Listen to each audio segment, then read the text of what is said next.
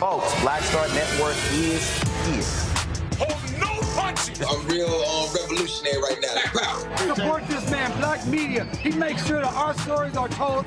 Thank you for being the voice of Black America, Roland. Stay black. I love y'all. All momentum we have now, we have to keep this going. The video looks phenomenal. See, there's a difference between Black Star Network and Black-owned media and something like CNN. You can't be Black-owned media and be scared. It's time to be smart. Bring your eyeballs home. You dig?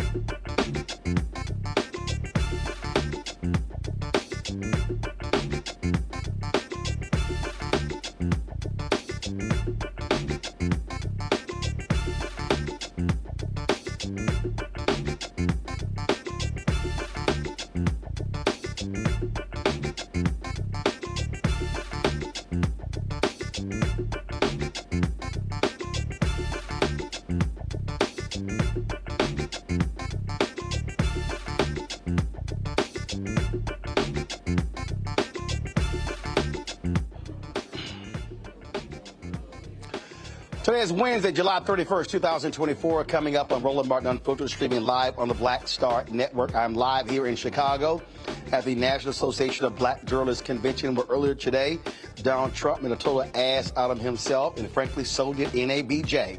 We'll show you some of the outrageous, insane things that Trump had to say, and we'll talk about how it was beyond a debacle. Shelley Wynter is conservative radio talk show host in Atlanta, supporting Donald Trump. Can't wait to hear what he has to say about how his candidate looked like an absolute idiot in front of this crowd. We're going to break all that down. It is time to bring the funk. I'm Roland Martin Unfiltered on the Black Star Network. Let's go. He's got it. Whatever the miss, he's on it. Whatever it is, he's got the scoop, the fact, the find. And when it breaks, he's right on time and it's rolling. Best believe he's knowing. Putting it down from sports to news to politics. With entertainment just for kicks, he's rolling. It's on go, roll, y'all. It's Roland Martin, rolling with Roland now. He's funk, he's fresh, he's real, the best, you know he's Roland Martin now.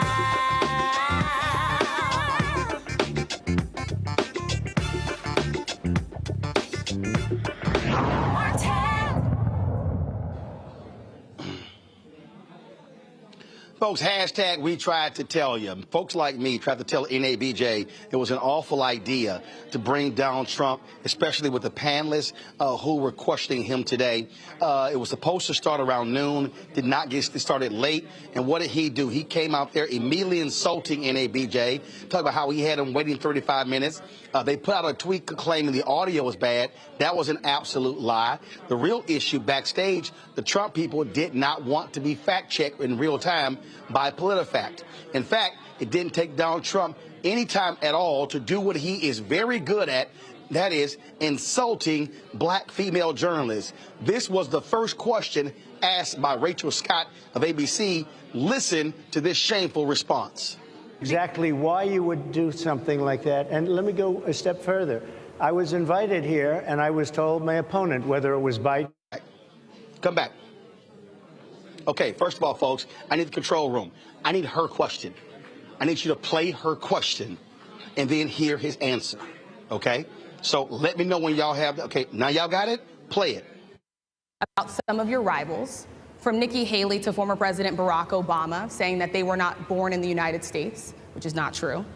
You have told 4 congresswomen of color who were American citizens to go back to where they came from. You have used words like animal and rabbit to describe black district attorneys. You've attacked black journalists, calling them a loser, saying the questions that they ask are, quote, stupid and racist. You've had dinner with a white supremacist at your Mar-a-Lago resort. So my question, sir, now that you are asking black supporters to vote for you, why should black voters trust you after you have used language like that? Well, first of all, I don't think I've ever been asked a question so in such a horrible manner. First question. You don't even say, hello, how are you? Are you with ABC? Because I think they're a fake news network, a terrible network. And I think it's disgraceful that I came here in good spirit. I love the black population of this country. I've done so much for the black population of this country. Including employment, including opportunity zones with Senator Tim Scott of South Carolina, which is one of the greatest programs ever for black workers and black entrepreneurs. I've done so much, and, you know, and I say this, historically black colleges and universities were out of money. They were stone cold broke, and I saved them, and I gave them long-term financing, and nobody else was doing it. I think it's a very rude introduction. I don't know exactly why you would do something like that. And let me go a step further. I was invited here, and I was told my opponent, whether it was Biden or Kamala, I was told my opponent was going to be here. It turned out my opponent isn't here. You invited me under false pretense. And then you said, you can't do it with Zoom. Well, you know, where's Zoom? She's going to do it with Zoom, and she's not coming. and then you were half an hour late. Just so we understand, I have too much respect for you to be late. They couldn't get their equipment working or something was wrong. Mr. President, I would love if you can answer the question on your rhetoric and why you believe that black voters should trust you with another 4 years. I have been the best president for the black population since Abraham Lincoln. That's my answer. Better than President Johnson, who signed the Voting Rights Act? For you to start off a question and answer period, especially when you're 35 minutes late because you couldn't get your equipment to work, in such a hostile manner, I think it's a disgrace. Let me just ask a follow-up, sir, and then we'll move on to other questions here. Some of your own supporters, including Republicans on Capitol Hill, have labeled Vice President Kamala Harris, who is the first black and Asian American woman to serve as vice president and be on a major party ticket, as a DEI hire. Is that acceptable language to you? And will you tell those Republicans and those supporters to stop it? How do you define DEI? Go ahead. How do you define diversity, equity, inclusion? Okay, yeah, go ahead. Is that what your definition? That is give me a definition then. Would you give me a definition of that? Give me a definition of that. Sir, I'm asking you a question, a very direct question. Define it for me, if you would. I just defined it, sir. Do you believe that Vice President Kamala Harris is only on the ticket because she is a black woman? Well, I can say no. I think it's maybe a little bit different. So I've known her a long time indirectly, not directly very much, and she was always of Indian heritage, and she was only promoting Indian heritage. I didn't know she was black until a number of years ago when she happened to turn black, and now she wants to be known as black.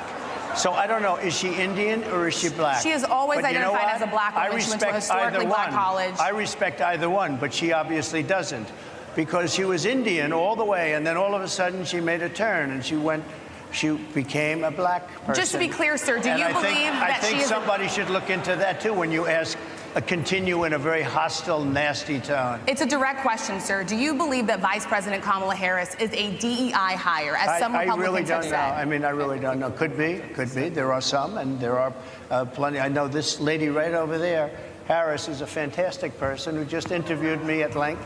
And we had a great interview, I think, and I heard you got very good ratings on that interview. You told me it was the longest one of your life, so we had a good discussion. Look, I want to talk about why you're here today. I mean, it is not lost on us how divided we are as a country.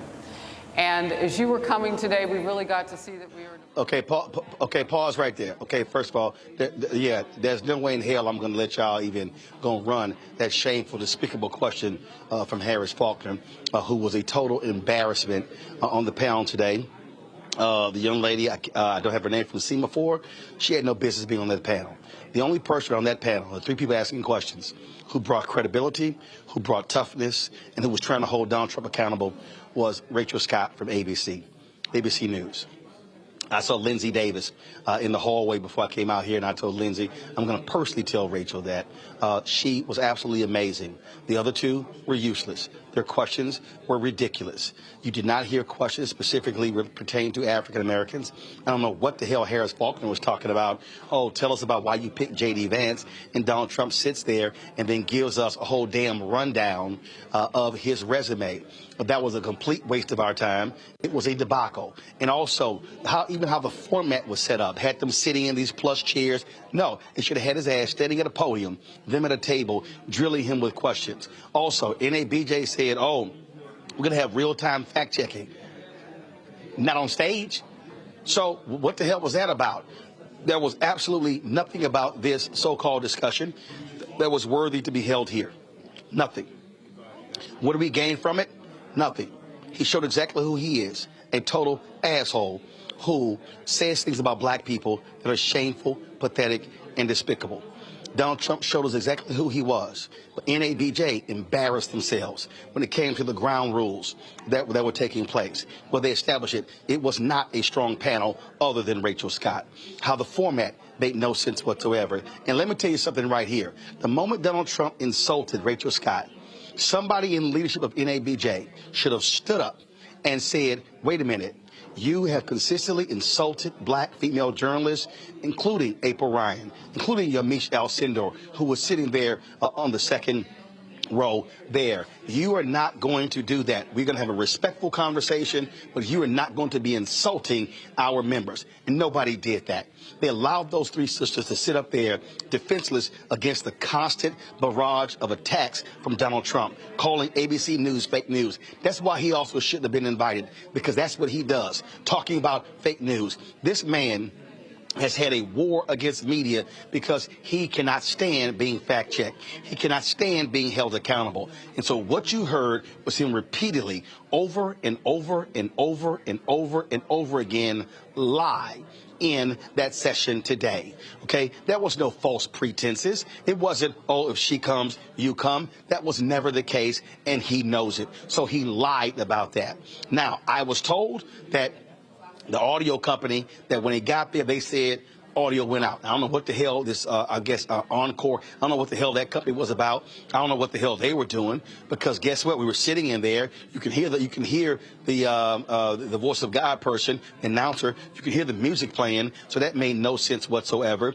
And so he tried to sit here and try to portray black people as being, color folk, color time, being late. That's what he actually tried to do. And so it made no sense whatsoever. NABJ made us look weak. People all around the country and the world are talking about this here. Very few people are defending what actually took place. And again, if you out there and you black and you even think about voting for Donald Trump after what he did there, it was lies. He sat there, talked about HBCU funding. Oh, they were going broke. I guarantee their funding. That was an absolute lie.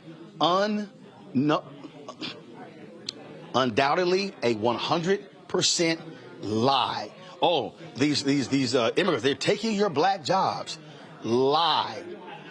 The serial liar showed us exactly who he is.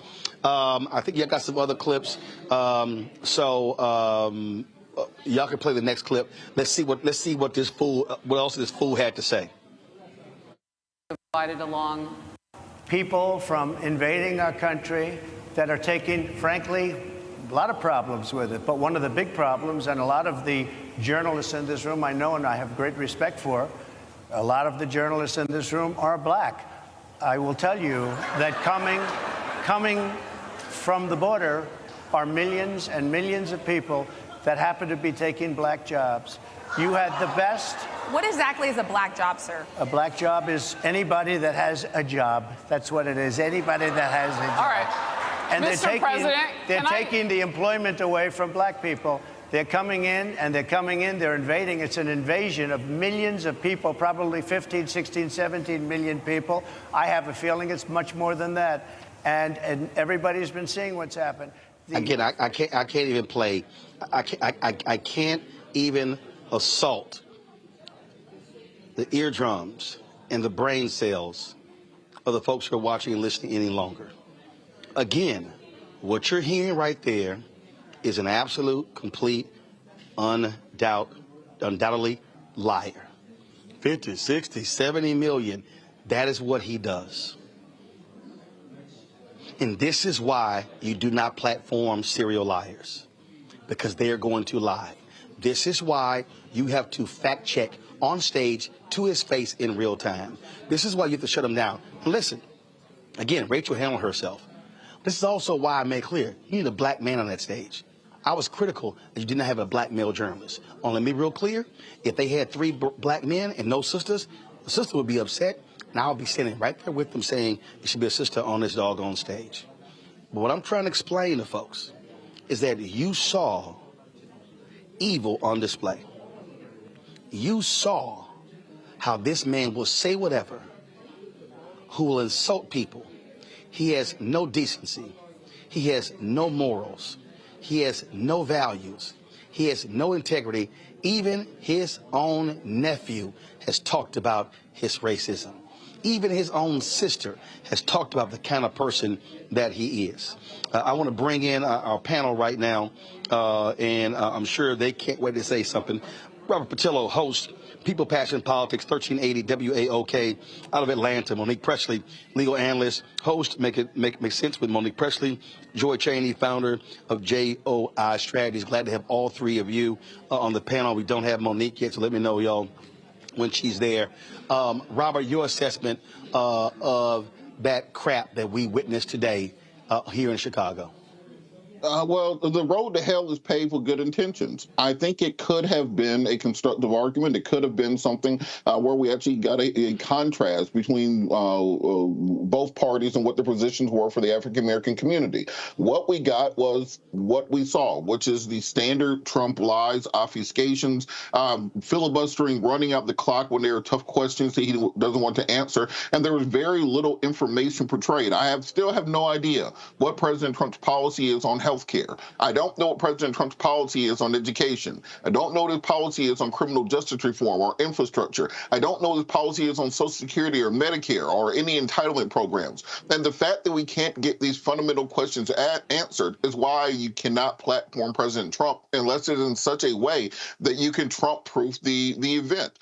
Think about the rules that President Biden had to put in place just to try to contain Trump during the first debate. The saying that you have to have a timer, saying that you have to turn off his microphone, that you have to be able to fact check him in real time. These are things that you have to do because otherwise you see what he is a master at turning this into a 1990s Howard Stern radio interview, changing the topic and running out the clock because he understands he does not have to and does not have any intention to actually answering big questions. But from the Trump side of things, this was an opportunity for him to really portray what should attract African Americans to his campaign. We've seen a recent polling that even with the switch to Kamala Harris, that Kamala Harris is getting about 70% black votes in the recent CNN poll compared to over 90% that President Biden got in 2020. As she introduces herself to the country, does more rallies that she did in Atlanta yesterday, that will continue to increase. But this was President Trump's opportunity to really portray to the African-American community nationwide that he is going to need to carry states like Georgia, North Carolina, and Pennsylvania, Michigan, Wisconsin, Minnesota. He's going to need the black vote to help push him over the line there. He made no progress in actually saying what his policies will be for those communities and how electing him again will not take us back to a place where many African Americans were uncomfortable at in 2020 and in the first term of his administration. He did nothing to dissuade the concerns people have about Project 2025, which very much aims to overturning every piece of progress we made during the civil rights movement in the 1960s until today. So I think it was overall a failed event, but I do hope that there will be other opportunities in the next 100 days for President Trump to address the African-American community, present his record, and actually answer the hard questions. It just can't be thrown together in a couple days. It can't be in that type of format, as you said. You have to Trump-proof it, but I think we do need to hear his answer to what he means and what he intends to do for the black community. But he's not going to answer those questions, Joy. We know exactly what the hell's going on here. And so what his whole job there was to filibuster. He just ran roughshod over every single question. When they tried to push, when they tried to push back, and really, really it was Rachel who was the only one who was really trying to push back. Harris, I don't know what the hell she was doing. And so it really was an abomination. Is Joy there? Joy's up there. Let's go to Monique. Yeah, listen, it's not normal time. Okay, Joy, go right ahead. Can you hear me? Donald Trump isn't normal. Yep, go right ahead. And I think I can hear you, but I don't. Can you hear me? We hear you. Go ahead. Joy, right. We can hear you. Go ahead. Donald Trump is not normal. He is just a complete aberration. He is not someone that you can say, I'm going to have this guy on. He's going to share his policies. He's going to move forward. It's not that. And I think all of our groups, including some of the groups that I advise, we learned a lot today. You cannot simply have him on. Robert is absolutely right. You can't simply have him on, and you may not be able to have him on at all because he doesn't want to abide by rules that are about showing who he is as a candidate and what he would bring to the table. Or maybe that is what he's showing. He's a fool. He's engaged in insult. He's engaged in playing and circus making. This was not about bringing on black voters. This was about ginning up what he perceives to be is a white male racist base. That's what this is. He was performing for them, throwing things at the wall, seeing what might stick, right? I mean, it's almost like improvisational performance art. And we have to put it in the proper context. You can't be serious when you're dealing with a clown. Sometimes you have to say, you know what, sir, either you live by these rules so that we can actually have a real discussion, or you don't show up at all. Or you don't invite him because you know what he is going to do. Guys, Monique said her signal is freezing. We're trying to actually get her back on. There was a question that was asked regarding Sonia Massey. And even my God, ask the question. Kadia Gobas with Semaphore. And again, I mean, I don't know who she is. You know what? I'm sorry. Somebody has to say it. Kadia Goba should not have been on that stage. So here was a Sonia Massey question. I'm sorry? It's very clear. I hear you. Okay. So Sonia Massey, someone from Illinois, an unarmed black woman, was shot the other day in her home by a deputy sheriff. The deputy has since been charged with murder. You said police would get immunity from prosecution if you win. Why should someone like that officer have immunity, in your opinion? Immunity? Immunity. I don't know the exact... Right there. So pause. Okay, so here's why I was ticked off by listening to that. First of all, Sonia Massey, unarmed woman, in her home, she shot. No, she was shot and killed. She was shot in the face by the officer as she was boiling a pot of hot water. She says, I rebuke you in the name of Jesus. Then he shot and killed. Well, she didn't say how the sheriff has apologized. Then she says, well, you said immunity. No, he said 100% immunity for all police officers so they can do their job. Here's the other thing which I don't understand, NABJ. Why in the hell are you not rolling clips? Why are you not saying, this is what you said, play the video? I mean, I don't understand that. We produce television every single day. How about you actually produce this questioning? So anyway, play his pathetic answer. But I saw something, and it didn't look good to me. It didn't look good to me. Are you talking with the water, right? Yeah, well, police unions are not backing this person either. Okay. But again, why would... They're going to be charging the officer. I guess they're charging the officer. So why should he receive immunity? Well, he might not. I mean, it depends. It depends on what happens. I'm talking about people that are much different cases than that. We need people to protect ourselves. And by the way, in Chicago, as an example, a few weeks ago, July 4th weekend, they had 100. Stop the video. Classic. Guys, when I say stop it, you should have stopped it. Here's the deal. That's classic Trump. It's classic Trump. Pivot. Don't want to actually answer the question. That's where you say, no, 1 second. Well, it depends upon the circumstances. Here were the circumstances. She felt that was an intruder. She called the cops. She ends up dead. The cop who shot her didn't turn his body camera on. His partner did. That's when you ask the question and you fill in the details. You do not allow somebody to just ramble and ramble and ramble. And then what does he do? He then shifts the conversation. Well, let's talk about Chicago. This happened over July weekend. They had more than 100 shootings. Now, if he goes there, then you say, okay, we'll talk about Chicago shootings. Let's talk about gun control. Let's talk about how most of the guns in Chicago come from across the border in Indiana, where your former VP, the one you love to have killed, was the governor there. See, you do not let him out of the box. That's what you do not do. That's exactly what we saw happen. And so here's more of his rambling answer. 117 shootings and 17 deaths.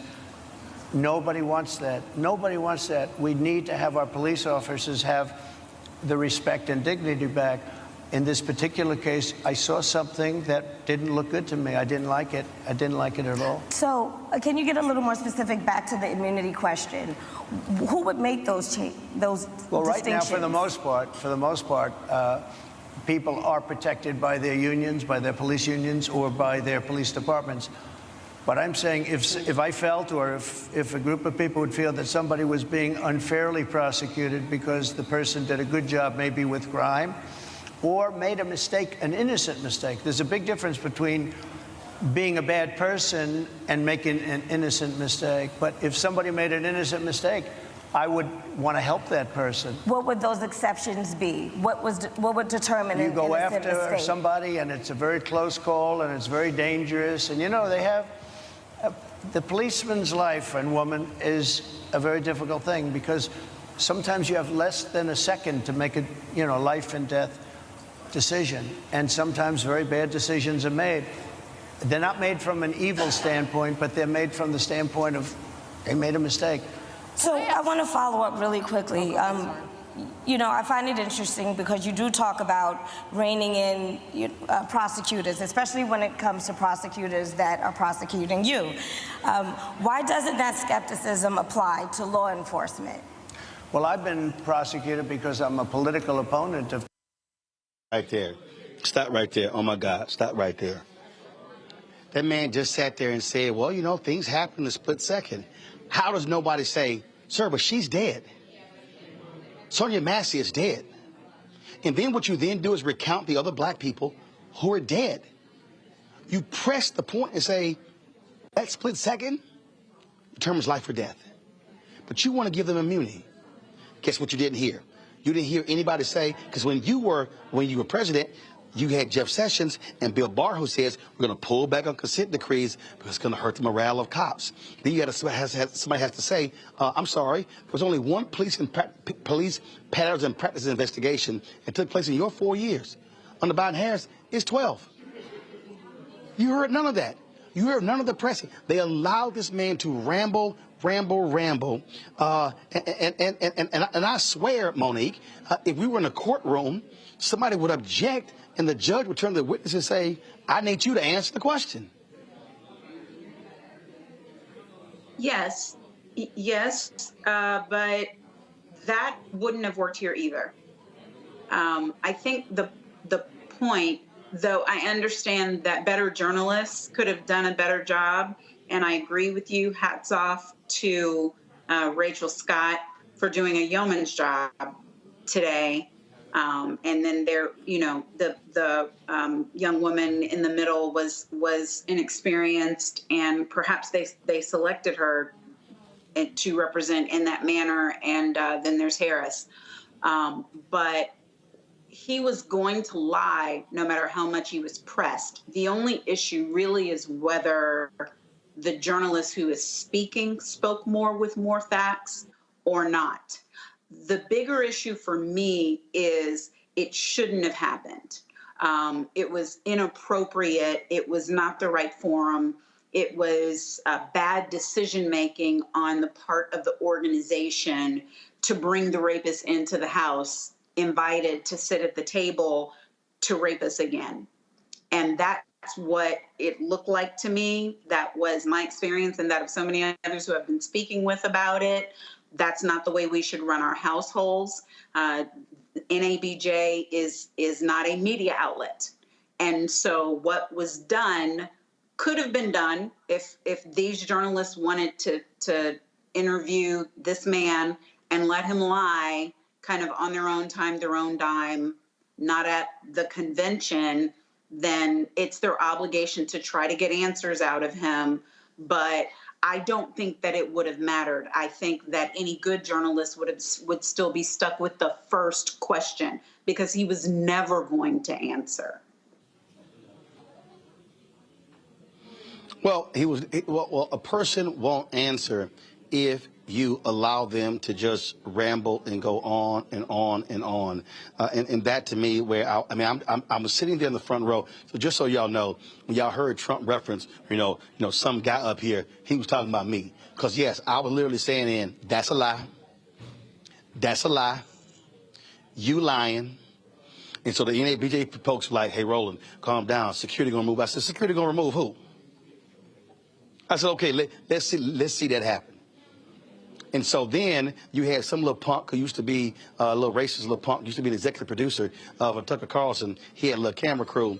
So all of a sudden, they were inside of the gate.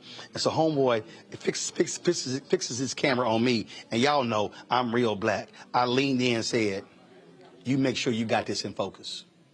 And so that's why the video y'all see going around where this dude came up to me, was trying to challenge me. He was that was his little camera and his little punk. And so then he wanted to, first he touched me. I said, man, don't you ever touch me again. And so then he said, well, I want to shake your hand. I said, man, I'm not shaking your damn hand. I don't want to. Yeah, that's the little punk right there. And so he was trying to question, how'd you even have a seat on the front row? I said, first of all, who the hell you think you are? I said, let me be real clear with you. I said, I'm a life member. I'm in the Hall of Fame. I'm a 3-time board member. I said, I'm a journalist of the year. I said, this is my 35th year in NABJ. I said, man, I don't want to hear crap from you. See, let me explain something to y'all. Now, y'all can go on social media. Y'all can see that clip. But see, here's what you don't give an inch to these thugs. You don't give an inch to, and I made it clear to him, because his cameraman was talking trash. I said, you might want to be quiet, or I'll have you removed. You can't have me removed. I said, no, you are our guest. Let me be real clear. We can throw your ass out of here. See, Robert, here's the deal. See, they think, these little conservative punks think, they think that you got some we can meet black folks. I'm like, no, y'all talking to the wrong one. I said, trust me, if his ass had touched me again, he was going to get arrested for assault. See, I'm not going to back down from these punks and these trolls who want to sit here and think that they're going to sit here and attack our black female journalists and think ain't no black men in the room to stand up for them. I'm like, y'all got another thing coming. And Roland, so this is part of the issue that we have with siloed media and the kind of siloed country that we live in.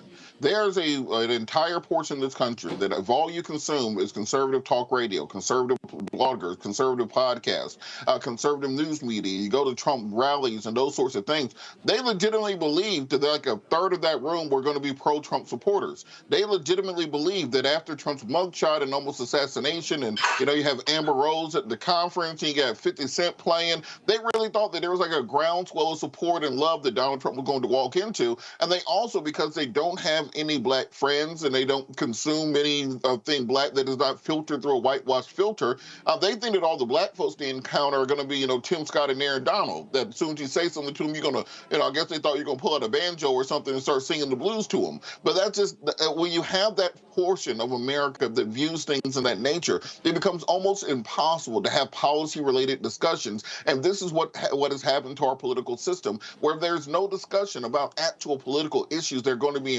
impacting us. I would have loved to hear one of the journalists say, have President Trump's first response to Israel carrying out an assassination on foreign soil that may implicate the U.S. and us moving our Navy into that area. I think that's a question that needs to be answered from not just a local and a black community question, but from the international community question. And when our entire politics devolves into this kind of gotcha, he said, she said, tabloid sort of internet troll form of politics where you have these weird incels like Charlie Kirk and the Talking Point USA people who are more interested in owning the libs than actually doing anything. It is not a way that you choose a president. It's not a way that you run a country. It's a dangerous precedent to set because our enemies are watching both domestically and abroad. And when they see this form of chaos, they see an opportunity to strike. And I think it's important to understand this should not have happened in this way. You do not invite a tiger to dinner. You do not have a question and answer with Trump that you're not ready for. And I quite frankly think the first question should be, Donald Trump, you are a rapist. So can you explain to us why the women of this country should vote for you as a rapist? The 27 women have accused you of sexual assault. What would you say to female voters to calm them as to why you, as a rapist and someone accused of sexual assault, should be here? There are a lot harder questions that could have been asked, but I think that when you have a situation with Trump, it doesn't matter what the question is because he's not going to answer. So you have to put everything into the question almost like a cross-examination, and you have to box it in where only he can answer yes or no. Yeah, and so versus sitting here just ramble, which is what he does because he's real good at it. All right, y'all. Shelley Wynter, conservative talk show host out of Atlanta. He joins us right now. Shelley, your boy looked like a damn fool embarrassing himself. Oh, Kamala Harris, when did she become black? When I met her, she was Indian. And then he starts off immediately insulting Rachel Scott of ABC, who was literally repeating back to him words, his own words. And so do you defend Donald Trump's actions today in Chicago? Well, first of all, it's a pleasure being on here. I appreciate the invitation. But look at how you started the question. You see what I'm saying? This whole day is broken down into exactly how you just started the question. Your boy looked like a damn fool today. Oh, okay, so now where do I go from there? And then you asked me if I'm defending him. Defending what part of a hour? No. Actually, Shelley, I was very specific, and that is, not Shelley. I was very specific when I said he opened up with Shelley. Hold on, Shelley. Yes. He opened up with a direct attack on Rachel Scott. Shelley, I will finish the question. You can answer. He opened up with a direct attack on Rachel Scott in terms of where she repeated words that he had actually said, and then, the most horrible question, how you just mistreat me, and you fake news, you're at ABC. Not wanting to answer the question, he turned it into a personal attack on Rachel Scott. Is that how somebody, a commander-in-chief, should behave? Well, I don't know if it's a way to behave when you're walking into a hostile, willingly, obviously, into a hostile situation, and you're getting the first question. The question was hostile? Question. Well, yeah. If you how was it hostile? I'll tell you, because every single person. How was it hostile? Every single person, everything that she asked him was something he was responding to attacks from others. For instance, she said, you attacked 3 African-American female journalists. Well, yeah, he did. He also attacked Jim Acosta. He also attacked Chris Cuomo. He also attacked every reporter who came at him, which is why he came up with the term fake news. Look, if we want to play this game, like Robert said, I thought Harris Faulkner is not getting any credit because she actually asked the best questions, which were, what are you going to do on your first day? Why are you here? What are the policies you want to do for black people? Actually, her questions were trash. Actually, her questions were trash. Harris Faulkner should have never been on that. No. Harris Faulkner should have never been on that panel.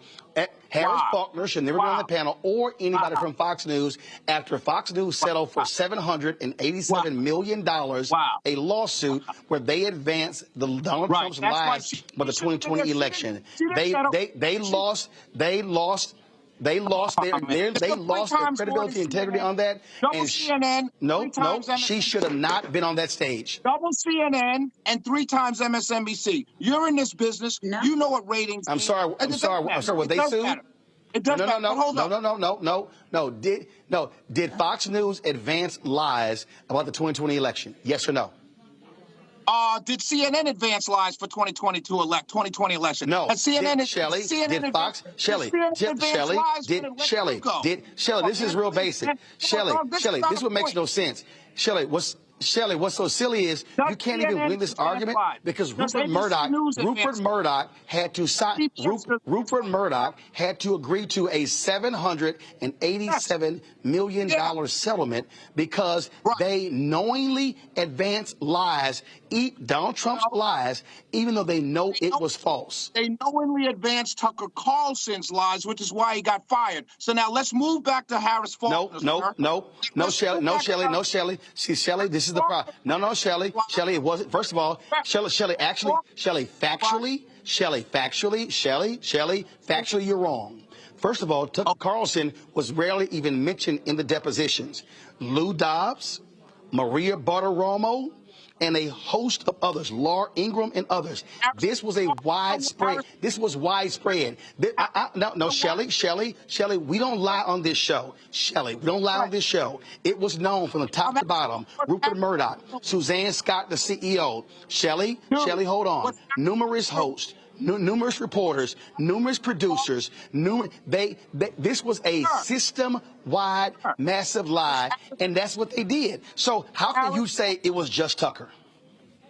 Was Harris Faulkner won? Simple question. No. So let's now go back to why you have me on here. Harris Faulkner is with a network. Well, first of all, having you on the Trump debacle in NABJ actually changed it. Let me ask you this next question: Do you find it strange that Donald Trump would talk about how, well, I thought she was Indian and now she's claiming she's black? Do you find that to be offensive to African Americans, suggesting that this woman, who's black as well as Indian, where he says, oh, she's now claiming to be black? I wouldn't have advised. So let me answer that question, and please give me time to answer it. I asked the question. Go get your answer. Go ahead. Yeah, I didn't like the answer. I wouldn't have advised him to answer that, but I do understand the political attack in the answer, because what he's doing is he's talking to, because we know there are a number of what I call ADOS people, ADOS type, for lack of a better word. There are a number of African Americans who don't believe she's authentically black. So he's talking to that issue, and he's also playing up the quote unquote, is she phony? Is she playing a game? Is she black when she needs to be something else when she doesn't need to be, married to a white guy? All of those things, that answer. Now, I wouldn't have advised him to answer that way, because I think it would have been, if you call into question too many of things that you've already been attacked on. So I would never have advised it. But politically, and this is all politics, politically, it plays well to that black audience that you're picking up who don't trust her or like her. And we do know, if you step outside your bourgeois boule crew,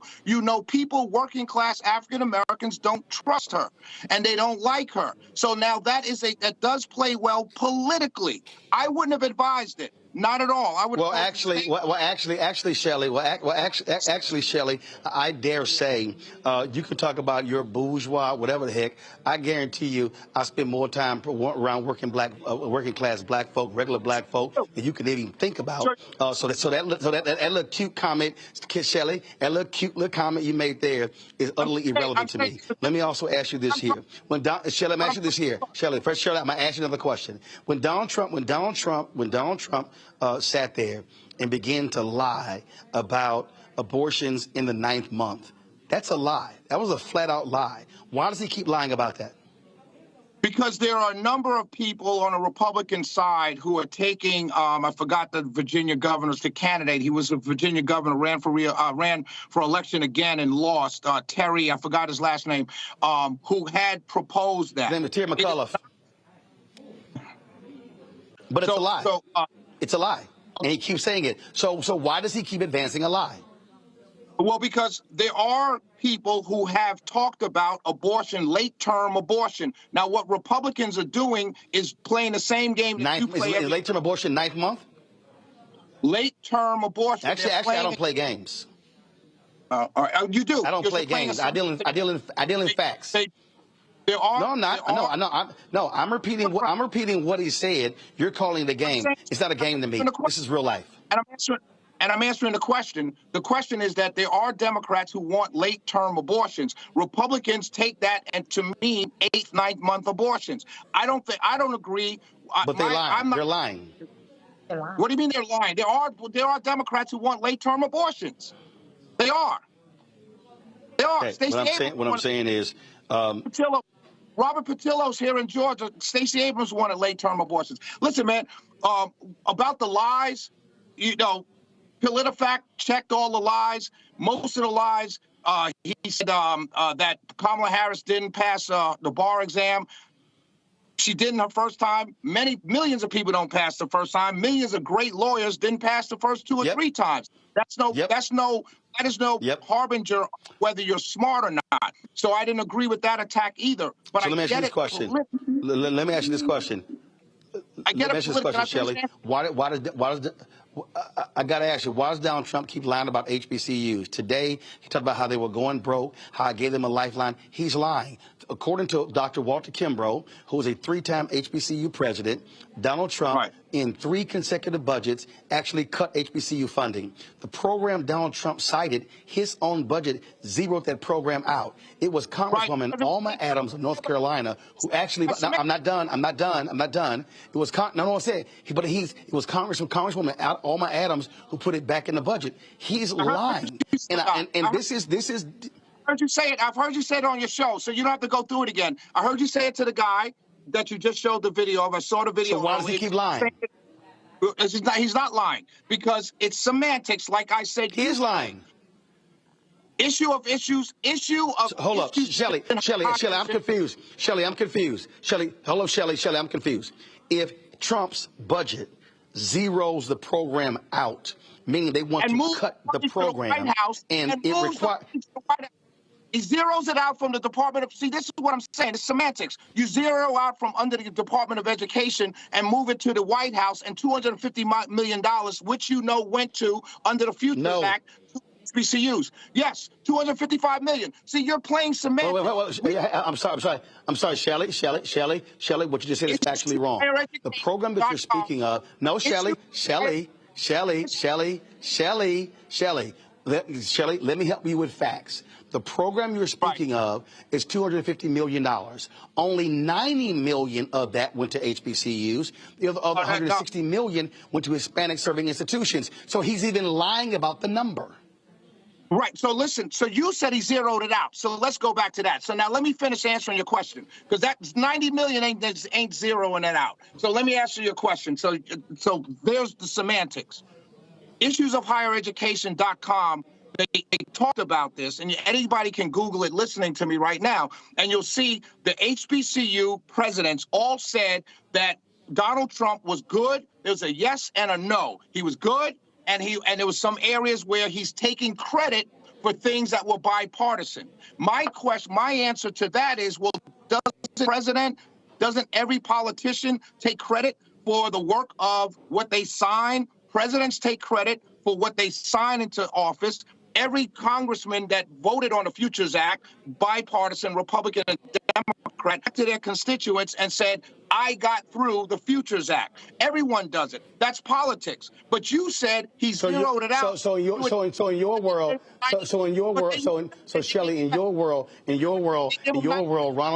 world, Shelley, Ronald Reagan could take credit for signing the bill to make Dr. Martin Luther King's birthday a national holiday, even though he opposed it the entire time. But because he signed it, he's going to take credit. Here's the bottom line.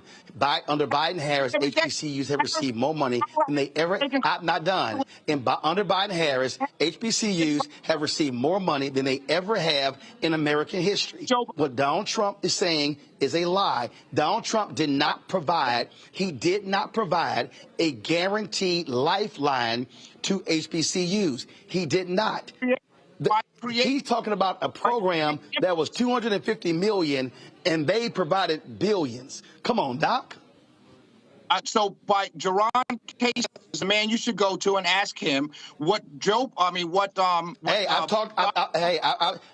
Shelley, I've talked to Jerron, and guess what? The fact of the matter is this here: if you had to compare Trump, Pence, Biden, Harris, it's not even comparison who has helped HBCUs more. Here's the last question I have for you, and I really hope you can answer this question. Before Trump left the White House, we had to be forced out, I sent an email to the White House saying, I need y'all to provide the data of what has been the impact on empowerment zones. No one has presented that. I had a black pastor from Baltimore who was with Trump and with the announcement. 6 months. Hold up, Shelley. I'm going to let you answer it. 6 months later, that brother came on my show and he said, this has been a failure. Here's the question I have for you. Where is the data that shows the amount of money invested from empowerment zones, how many black people started businesses or got? Oh, what happened? What happened? Oh, man. What happened? No problem. All right, Shelley. So Roland had a couple technical difficulties. The question he was asking was about the actual impact of these opportunities that have been accused. So go ahead. Yeah, go ahead. Real quick, just what is the impact of those opportunities we have to hop on? So the data, I've been looking for the data as well, Robert, and I'll be totally honest with you. I can't find the data either, and I don't think many people can. One of the problems that I think exists is that opportunity zones came along, I think the second latter part of the second or into the third year of Donald Trump's term. And I think it was not well promoted. I think there were a lot of attacks on it from the press, from the media, from Democrats, and I think that's where it got lost. But I've been asking the same question. The program is there, but I can't find out, many of us can't find out how to get in touch with it. We have people in Atlanta who worked on it. I remember there was a meeting, Coca-Cola, I believe, where a bunch of black businessmen came. They heard a presentation about it. They heard about different areas like Campbellton Road that was going to be under that opportunity zone process. So I have the same question, to be quite honest with you. But the program exists. Now, how effective has it been? I don't know. But I can name hundreds of programs that have been implemented by government that don't work or we don't have any data on. But Shelley, but here's my whole deal, Shelley. When somebody comes in front of me and touts a program, how great it's been for black people, here's the deal, though. I want to see the data. Now, if the program is as great as they are describing, I will say it, but there's no data to back up the assertion. My brother, that's a fair attack. That's a fair attack. I'll give you that one fair attack throughout the whole night. I will tell you, though. Well, first of all, you don't have to give it to me because I got 4 or 5, but go ahead. Here, make your final comment. Make your final comment before I got to go to break. My final comment is this. I think that it was bold move for him to go to the NABJ. I don't agree with the other panelists who say he shouldn't have been there, he shouldn't have been invited, because you had pointed out yesterday that he had been invited since 2016. He just never went. He decided to go now because it's a good thing to do, right? I don't think that anybody should say he shouldn't have been there. They shouldn't have invited him. This is a convention full of journalists who are supposed to ask questions. What I will say is I disagree with you and Robert when you say you would have, because you guys were setting up what would have been a debate with Donald Trump, not a question and answer, which is what it was designed to be. And so I think it was a good thing that he went. I think she is now black. I thought that was mishandled from the very beginning. I would have stayed on the young lady, Miss Scott, not knowing the definition of DEI. I would have pushed her there. I would have kept on that. She knew it.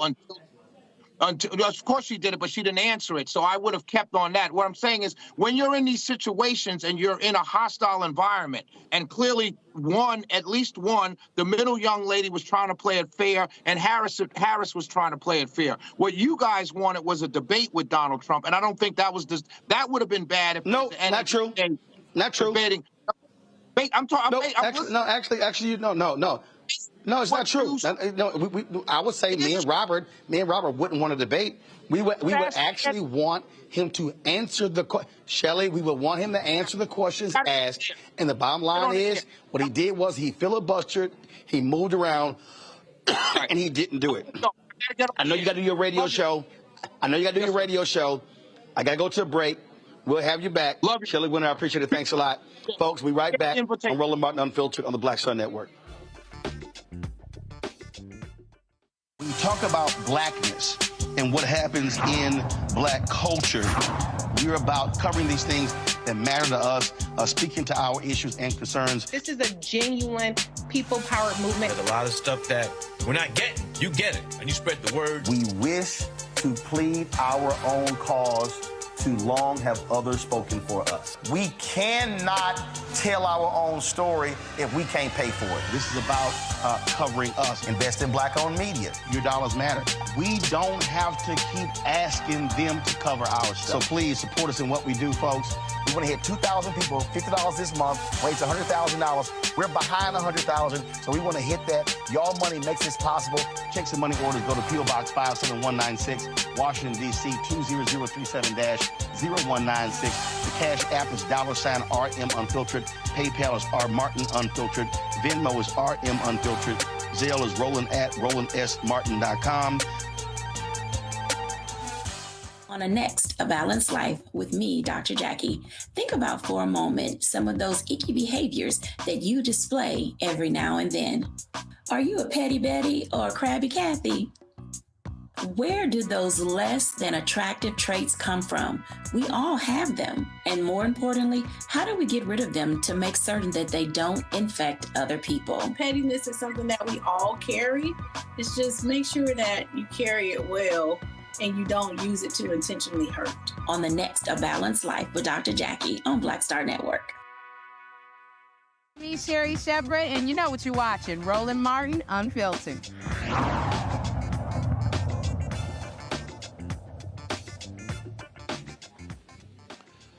Well, of course, we had lots of reaction from today. Karine Jean-Pierre, White House press secretary, had this to say from the podium after the debacle, the Donald Trump debacle at NABJ in Chicago.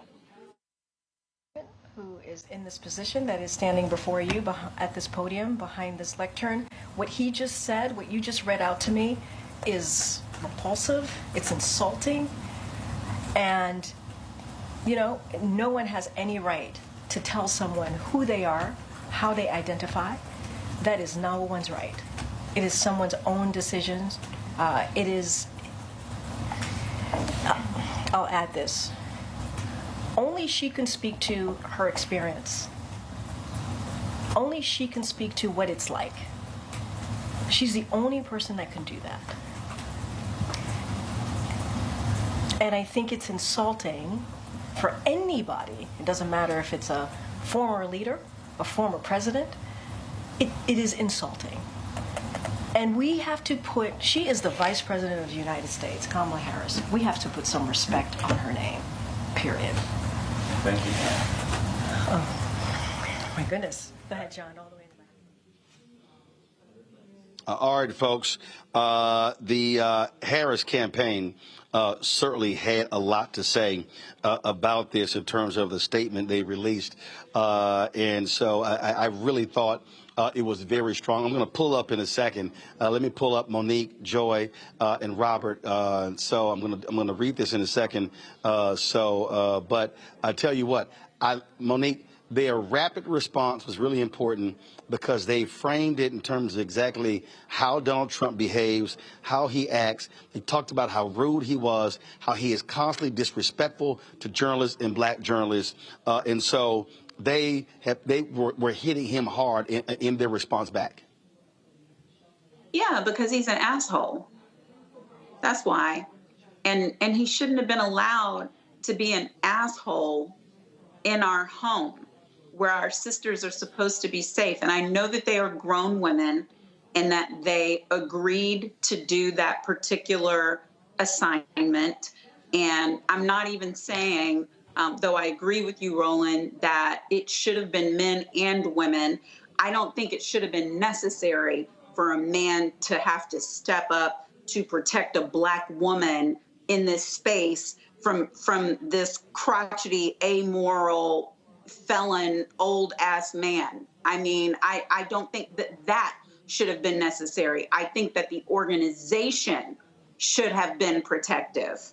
And if they were going to do something like that, it shouldn't have happened in the format that it was in. And so now, you know, when with black women got to make a statement, White House got to make a statement, Kamala HQ got to make a statement, Karine got to make a statement. We got to talk about it for an hour. Unforced error, NABJ, unforced error about a known idiot. He did exactly what we said he was going to do.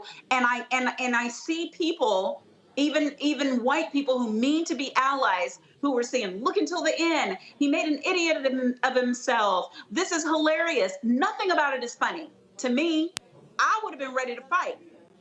I'm glad I wasn't there because for real, you want You want to say the other side of this Black woman? Call my sister out of her name. Interrupt when one of my other sisters is trying to talk. Try to make delegitimate my American-born vice president the same way you did with the first Black president. None of that is funny to me. Not one damn bit. And so even the people who are laughing, what I said on Twitter is, maybe this is where our coming together can be of help. Because when my race and sex is being disrespected, I do not find that humorous.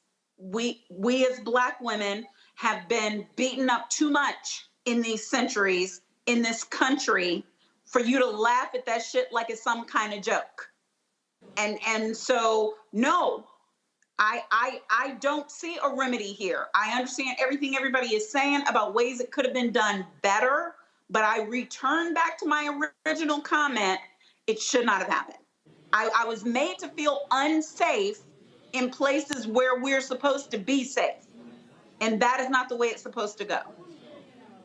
And forgive my language for all y'all who expect me to and Joy, first of all, you ain't got to forget language. Joy, the point there about, we talk about safe spaces. This is what I have to keep reminding a bunch of these folks at NABJ this.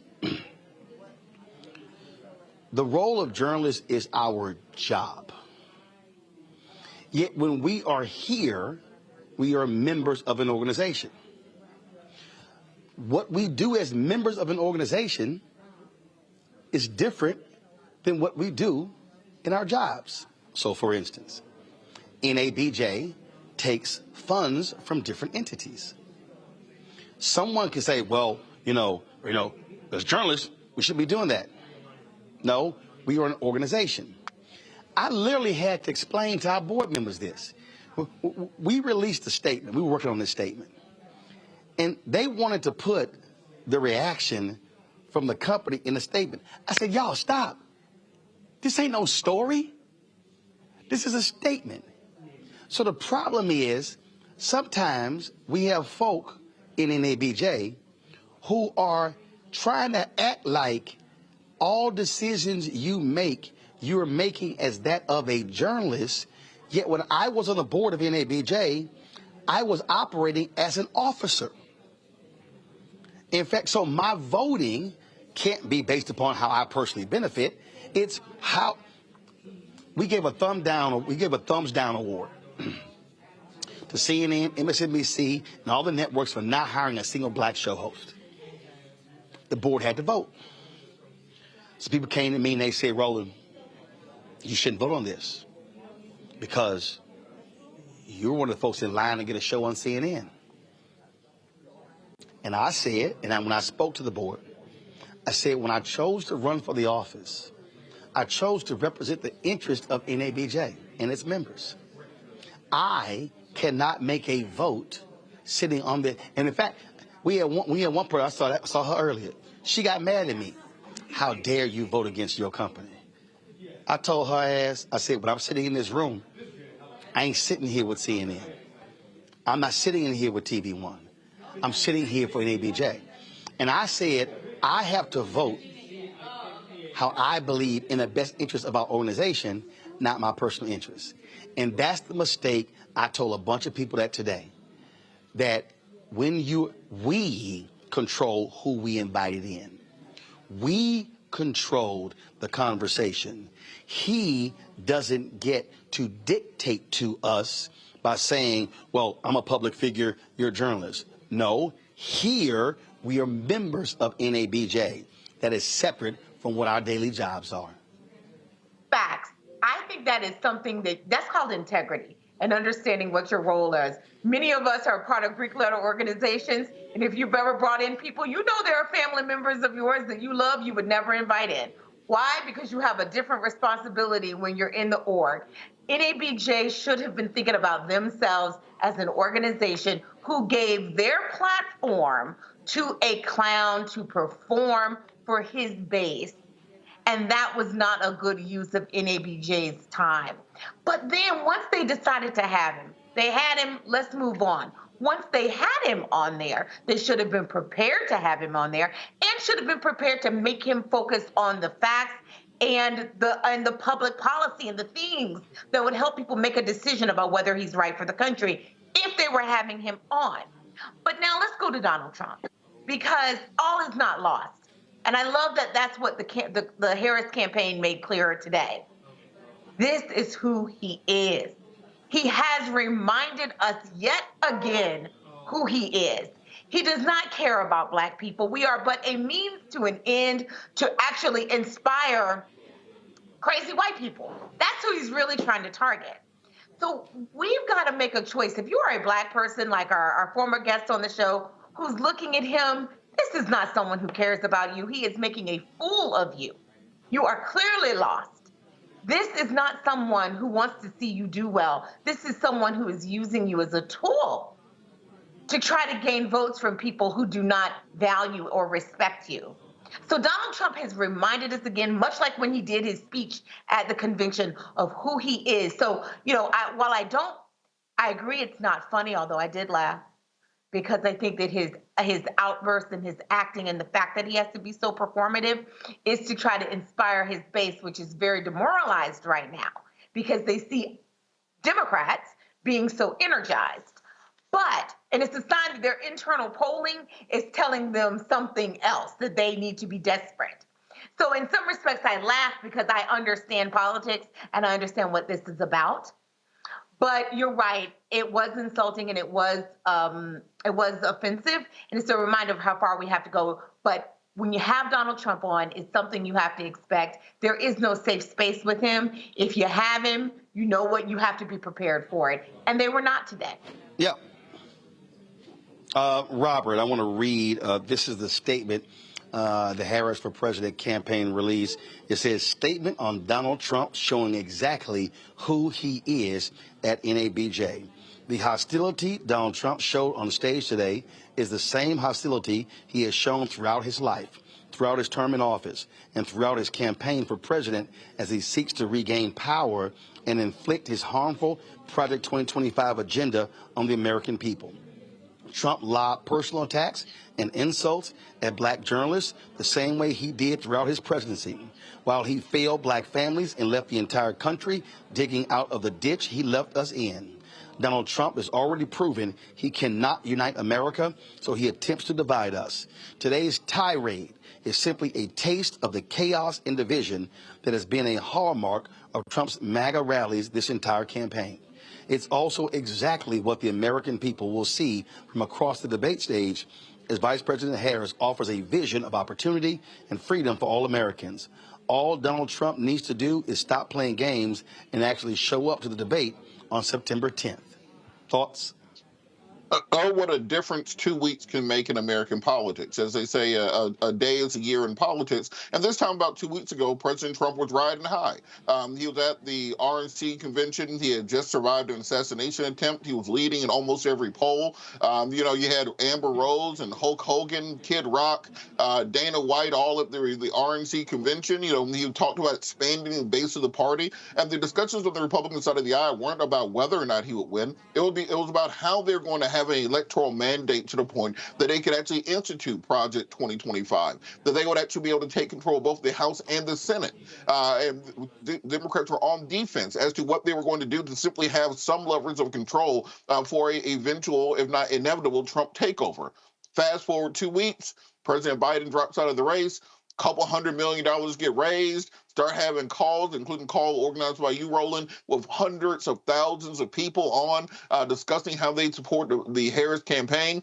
You're going to have these big events coming up, where you have the event in Atlanta, where you have the rollout of the vice president, where you're going to have the Democratic National Convention, where there's no bright light at the end of the tunnel for Trump right now, and you're seeing the desperation happen as he's he's grasping defeat from the jaws of victory because of hubris, because he thought that he had this thing locked up so he could pick someone like a J.D. Vance because his billionaire buddies told him that's who you need to pick. So he can keep talking talking about these crazy-ass tirades about sharks and getting electrocuted by batteries and Hannibal Lecter and those sorts of things. But now that there's actual competition up against him, and he sees that he is losing in all these states, and there are no new Trump voters. That is the problem that he runs into. There is no magic lever of support that he can pull into. He has all the poor white people in the country locked up already. They are not swing voters. They're on his side. But you can't go to Latinos. You can't go to women, of course. And now you're coming to the black community after 4 years in office, 4 years running for president again, and now you're on the campaign trails trying to find a way to ease your way in, and you watched enough to say, well, maybe a couple of them will take me in, and you're realizing that that door is closed also. And the question then becomes from the Trump campaign, where do you pick up more momentum? Where do you pick up new voters? And I don't think there's anywhere. And what you saw from Trump today was a realization that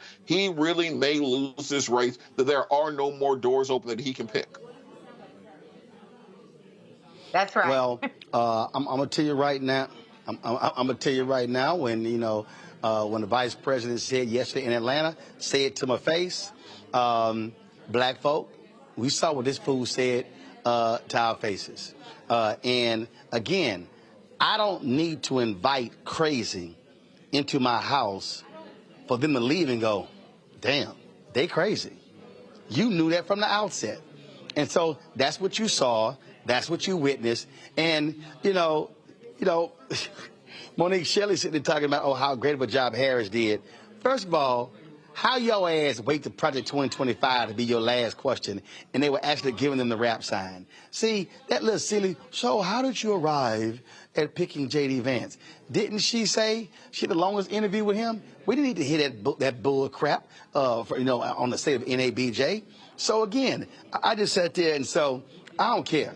I don't give a damn. I saw her. I ain't speak to her. She walked all by her little 5 people, whatever. Harris Faulkner is a joke. Harris Faulkner is at Fox News. They are in the tank for Donald Trump. They want him to win. And so, therefore, you should not have had anybody on that stage representing Fox News asking that man questions because of the settlement that they paid. And so, I don't care. There's some people out there who say, no, man, I like her. That's cool. That's fine. Listen, I remember I took her because, she needed to be around some black folks. A few years ago, they had the Apollo Spring Gala. So I told her, come on out, roll with me. Went there. And, it was kind of like, ooh, all the black people. It was like, yeah, that's how we actually roll here. But the bottom line is this here, what you heard on that stage, there were no questions focused on black people. There were no questions specific to black agenda. Monique, she didn't ask about maternal health care. She didn't ask about education. She didn't talk about black economic opportunities. She sat there and was like, here you go, Donald. Do what you will with it. It was because the question was so light. Why did it end at the 35 minutes? Well, because he claims that, they had him waiting, so it's supposed to be an hour. And so, therefore, they wouldn't extend it. So it's like, hey, y'all on the clock, so that's on you. That's why. But I was told the real deal, I was told that was the excuse. The Trump folk did not want PolitiFact checking them in real time, but here was the problem. NABJ was doing it on damn Twitter. No, hell no. You need to have their ass on stage with a microphone, and when he finished, say, any lies told? Yes, this. See, you got to check in real time. That's why when Shelley sat there and said something wrong, no, Shelley, you're wrong. I'm fact-checking you right here. I ain't going to come back in 15, 20, 30 minutes. No, you're going to fact-check his ass on the spot. Which Jake Tapper and Dana Bash didn't do. Which Jake Tapper and Dana Bash didn't do at June 27th debate. Monique, go ahead. Yeah, that wasn't a debate. I said that on your show on the night of. I'll just keep saying it. No debate happened. But I think everyone who's on the stage holds responsibility for Project 2025 not being at the front of their presentations, because especially in light of what's his name stepping down yesterday and the Trump campaign acting like they're responsible for that and completely disavowing any connection to Project 2025. And we know that that is all fabrication. And so, I mean, that was, again, just another failed opportunity in a circumstance that shouldn't have been happening in the first place. I don't know what else to say about it. I mean, listen to this trash tweet. Hey, y'all go to Ben Carson. Robert, listen to this trash tweet. No, I'm sorry, Joe, I'm going to go to you then, Robert. Ben Carson, I commend my friend Donald Trump for going into a hostile environment at NABJ today and answering tough questions.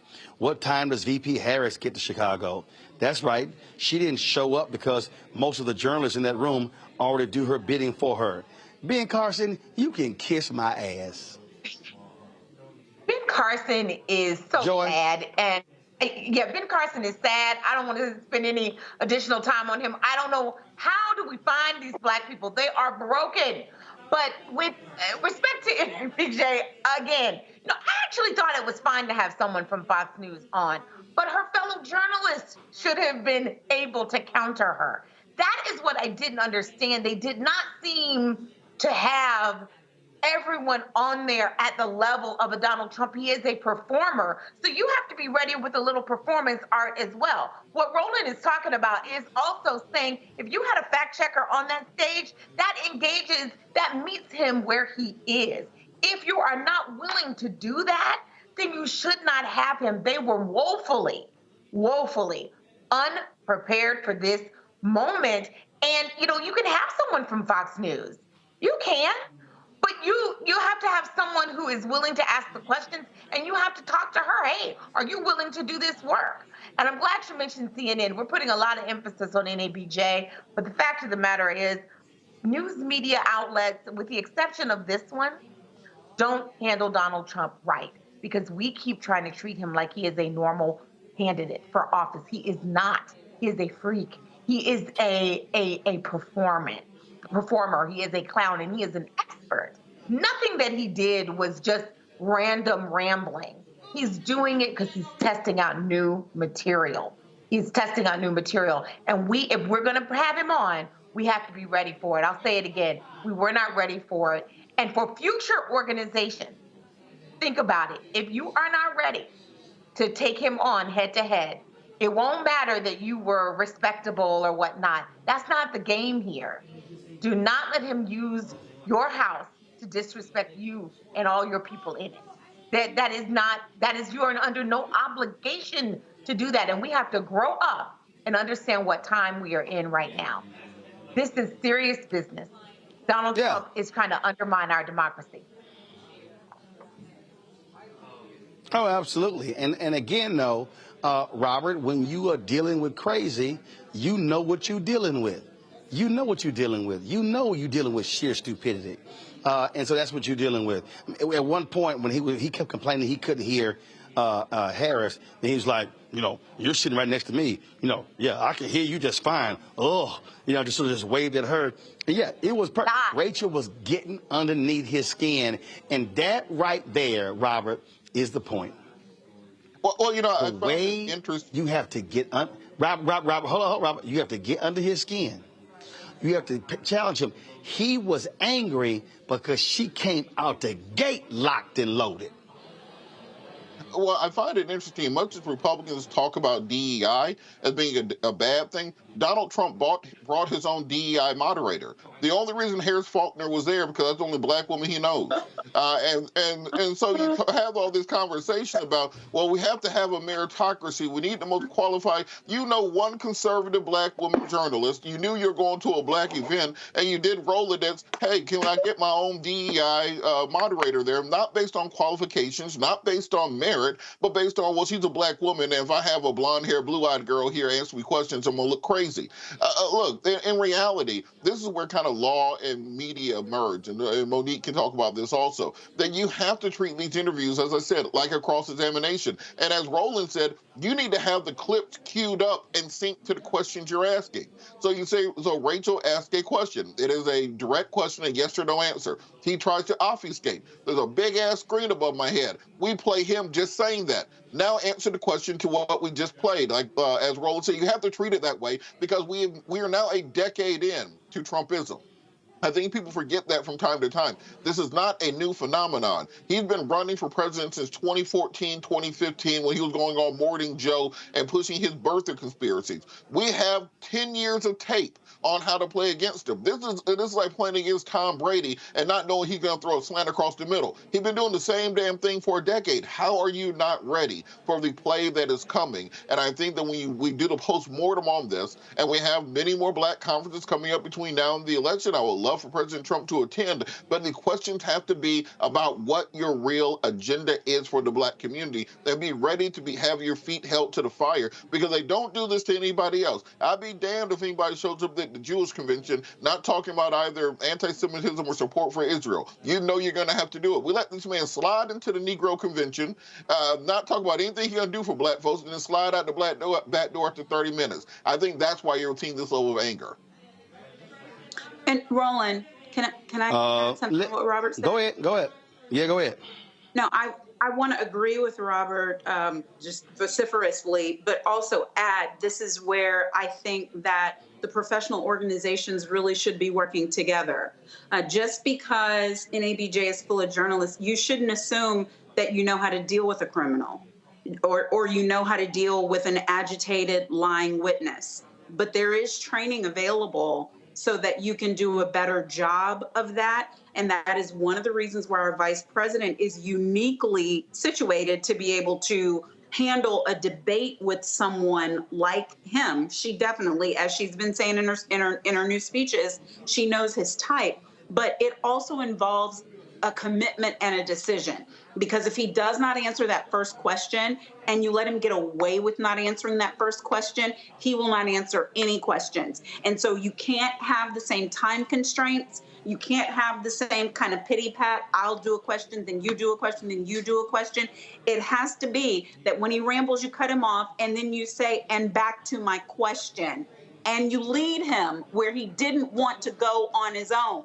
And you stay there until he either says he's unwilling to answer it or he cops a plea and says, well, that's my answer. And then you've got to take the win and say, since you are unwilling to answer my question, I will yield to my colleague. I mean, if you're going to get in the ring with him, you've got to mop the floor. And I don't see that level of preparation happening, and I hope that changes. Robert's here, I'm here, Scott's here, anybody. And I'm not saying there aren't journalists who can do it. I'm just saying cross-examination is different than even regular interviewing or interrogation. These are not even Oprah moments, and she's the queen of interviewing.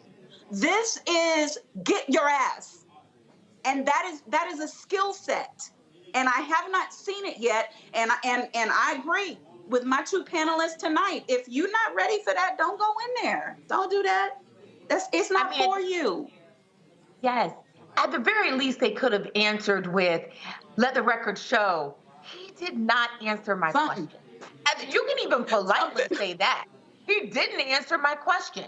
He lied. Our fact checkers are saying this is a half-truth. Whatever it is, being able to just do that in real time, you don't even have, if you don't feel like, hey, this is not a cross-examination, we can't, do the banter. I'm with Monique, but just in case you're not with her, you can at the very least follow up and say, just so you know, that this is what happened here. We're moving on, but he failed to answer this question. We're moving on, but he lied again. You can do that. You can do it respectfully. You don't have to allow him to disrespect you in order to have a fair process. Fair for Donald Trump is holding him accountable. And that takes preparation. I'm not even saying that is a fault of these journalists. That is a particular skill and it takes practice. And I think that there has to be a good deal of preparation. The same way you prepare for debates, I believe the people who are questioning when you're dealing with someone as kind of slippery, and the thing about it is, as I said on your show the night of that other debate, Roland, when you are a pathological liar, you don't have to practice. Anything that comes out of your mouth is what you're saying right then. So he's always ready. But if you don't have no boundaries. Nope. Don't have boundaries at all. All right, y'all, got to go to a break. We come back. We're going to chat with Isaac Hayes, the third of Fanbase. Man, NABJ has been getting roasted on social media since Monday, and folks are still commenting after the Donald Trump debacle here in Chicago at NABJ. We'll be right back on Roland Martin Unfiltered on the Black Star Network. Support the work that we do, folks. We're here. We're live. Ain't nobody paying us to be here, but we bringing y'all the truth. I was not trying to be here. I was going to go back to D.C. because I'm flying to Houston tomorrow for the funeral of Congresswoman Sheila Jackson Lee, but I went ahead and decided to stay because, y'all know how to sit in the front row. And you damn right, I was the one in the audience going, he lying, that ain't true, he lying. Yeah, that was me, and I didn't give a damn. Support the work that we do. Join the Bring the Funk fan club. Send your check and money over to P.O. Box 57196, Washington, D.C., 20037-0196. Cash App, $RM Unfiltered, PayPal, R Martin Unfiltered. Venmo is RM Unfiltered. Zelle, Roland at RolandSMartin.com, Roland at RolandMartinUnfiltered.com. We'll be right back. Hatred on the streets, a horrific scene, a white nationalist rally that descended into deadly violence. White people are losing their damn minds. As an angry pro-Trump mob storms the U.S. Capitol, we're about to see the rise of what I call white minority resistance. We have seen white folks in this country who simply cannot tolerate black folks voting. I think what we're seeing is the inevitable result of violent denial. This is part of American history. Every time that people of color have made progress, whether real or symbolic, there has been what Carol Anderson at Emory University calls white rage as a backlash. This is the rise of the Proud Boys and the Boogaloo Boys. America, there's going to be more of this. Here's all the Proud Boys, guys. This country is getting increasingly racist in its behaviors and its attitudes because of the fear of white people. The fear that they're taking our jobs, they're taking our resources, they're taking our women. This is white fear.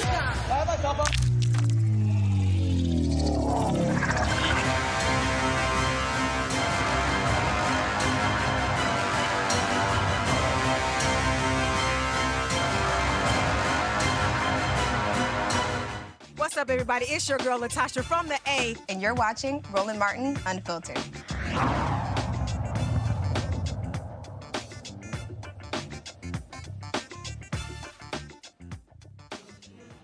Y'all.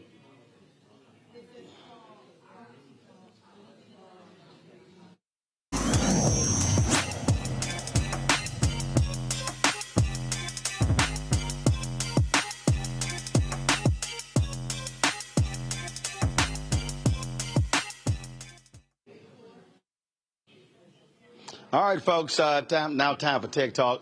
Joining us now is Isaac Hayes III, of course, founder of Fanbase, social media app. And Isaac, whether it's Twitter, whether it's Fanbase, whether it's Instagram, all the social media platforms, all you see is lots of conversation about this Donald Trump debacle at NABJ in Chicago.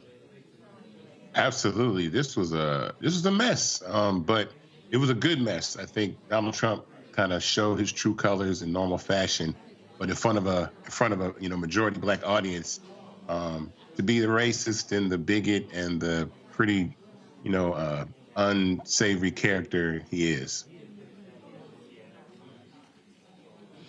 And listen, from an organizational standpoint, I love the people who say, well, all press is good press. No, that ain't true. NABJ has been getting dragged since Monday night when the announcement came out, and they didn't even release the initial statement. The Trump campaign released their statement, and NABJ's came out afterwards. Hell, they were even slow on that. And so this is where, from an organizational standpoint, how it's a classic case of what you do not do when it comes to social media. They have been failing left and right.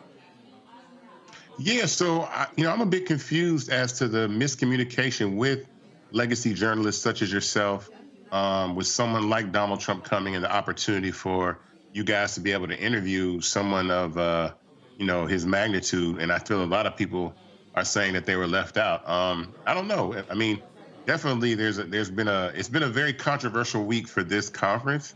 But I think that there's an opportunity to grow from it, learn from it, recognize people such as yourself that need an opportunity to have the conversation with Donald Trump. But I thought the women held it down very well for the individual that they were dealing with, and it worked out very, very well, because I think Donald Trump is giving sound bites now for the next week from just this 35-minute interview that was supposed to be 1 hour, and now it's cut down to 35 minutes for all the crazy stuff he was saying, questioning, Vice President Harris's blackness, whether she likes black people, how he's the best president for black people since Abraham Lincoln. So he gave sound bites for sure. Oh, absolutely. And again, I think when you look at, from an organizational standpoint, you do reputational damage when you make a move and you don't fully think through all of the things that could actually happen, and does it make sense? And again, on Monday, I told NABJ direct, 1, Harris Faulkner should not be on the stage. 2, Semaphore, the sisters should not be on the stage. They're a brand new organization. You need a black male reporter. And again, I made it clear, if they have 3 brothers on the panel and no sisters, I'll be right there with the sister saying, this is BS. And 3, nobody from black-owned media. And so they sat here, and then they announced after the criticism, we're going to be partnering with PolitiFact. No, you should have had all of that stuff laid out and ironed out on the front end. And so it was like they were just sort of just reacting to all the news that kept coming back. That's why they got hit. Who makes these decisions, though, Roland? Who makes those decisions about who's going to be To be honest, you have the executive director, Drew Barry, you have President Ken Lemon, and you have other people the president may decide. But at the end of the day, the buck stops with the president, because we are a member-run organization. The executive director works for the executive committee. So the buck stops with President Ken Lemon. And so he has to, and here's the other deal, okay? I talked about what the vice president's folks said that they offered to do virtual. Well, then last night, when I finished my show, I come back. Well, different folks saying, well, no, NABJ said that wasn't true. Okay, if it's not true, put a statement out. So NABJ has not been fully transparent with all of this. And this is what happens when you don't fully understand it and when you don't consider the magnitude of your action. Yeah, I mean, I think those are going to, transparency in journalism should definitely be there. We're in an age right now where, media is so splintered and it's hard to tell who's telling the truth. And so you would expect or want the NABJ to be upfront and forward about what was available as far as Vice President Harris being able to speak or be virtual or in person or whatever it is. So I think the ball is dropped there. But I'm concerned that with what's going on in media right now, that it's hard to trust media anymore, because I think so much has become about the views and not the facts. And so, Twitter is totally compromised. You can't trust anything that's on Twitter anymore. Most people are sending out snippets, Fox News, Newsmax. You can't trust, they're literally lying. So for views, I'm a little concerned about CNN with some of their coverage of Trump and some of the things that really don't hold him accountable. Even in that first debate with Biden, they really didn't fact check him. They just got to let him go up there and lie. So we need, journalism and journalists and platforms like the NABJ to hold themselves to a higher standard and make sure that the truth is known about everything that's going on. Questions for the panel. Joy, you first. Yeah, so I was interesting. Your take was that, do you think at the end of the day, this will benefit us because it really shows that Donald Trump, we already have seen enough, but it just reminds people of who he is? Oh, absolutely. Anytime you can get Donald Trump in front of a microphone, it's an opportunity for him to show his true colors. And something that's extremely important, and I'm noticing this even in this campaign, Hillary Clinton really kind of held her own against Donald Trump, against his attacks. Joe Biden kind of held serve, and he was kind of, wavering there. But this candidate right here in this culture, a black woman, Donald Trump is no match for a black woman on a debate stage, in clapbacks, in conversation, in truth-telling, in accountability. He's not going to be able to overtalk anybody. And culture, black culture, is so much a part of this election, and it's going to really show Donald Trump is a weaker candidate than most people recognize him to be, because he's pretty much a bully to everybody else. He talks over other white candidates, disrespects them, and they don't really check him. And that's not going to happen in our community at all. I agree. I'm so glad you said that. And frankly, I also think that that's part of his panic. I think that's why you're hearing the crazy things that we're hearing on Fox News. That I don't know if we're going to cover it tonight, but the guy who said, if you're a man who votes for a woman, you're going to transition into a woman. That's not. And what I love is he said it was from the scientists. So, they're saying these things, they're panicking. And so in some respects, I'm actually glad to see it, because it shows that their internals are worse than we thought, and they know what's coming. Absolutely. They're toast. They're making up everything, is as this campaign continues, it will become more racist, more sexist, the vitriol, because that's all they know how to do, and that's their only card that they have. And that really worked well against white candidates, but it's not going to work well against a black candidate, because it's going to really polarize people, and MAGA is going to be isolated in itself as this really racist, fringe, far-right extremist group that's out there, and they're going to lose a lot of support. By no means we should take our foot off their necks, take the foot off the gas. We should keep the pressure applied.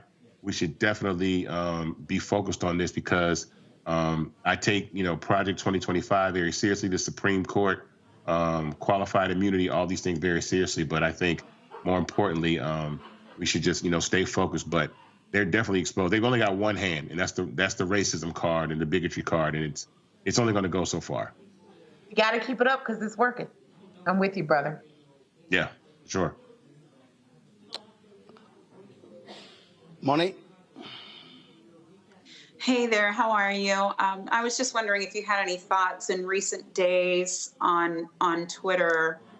Its owner has been getting misinformation, disinformation about Vice President Harris, reposting ads that are manipulated, and just getting more and more overt in the tactics, other than doing what we obviously should be, which is patronizing elsewhere.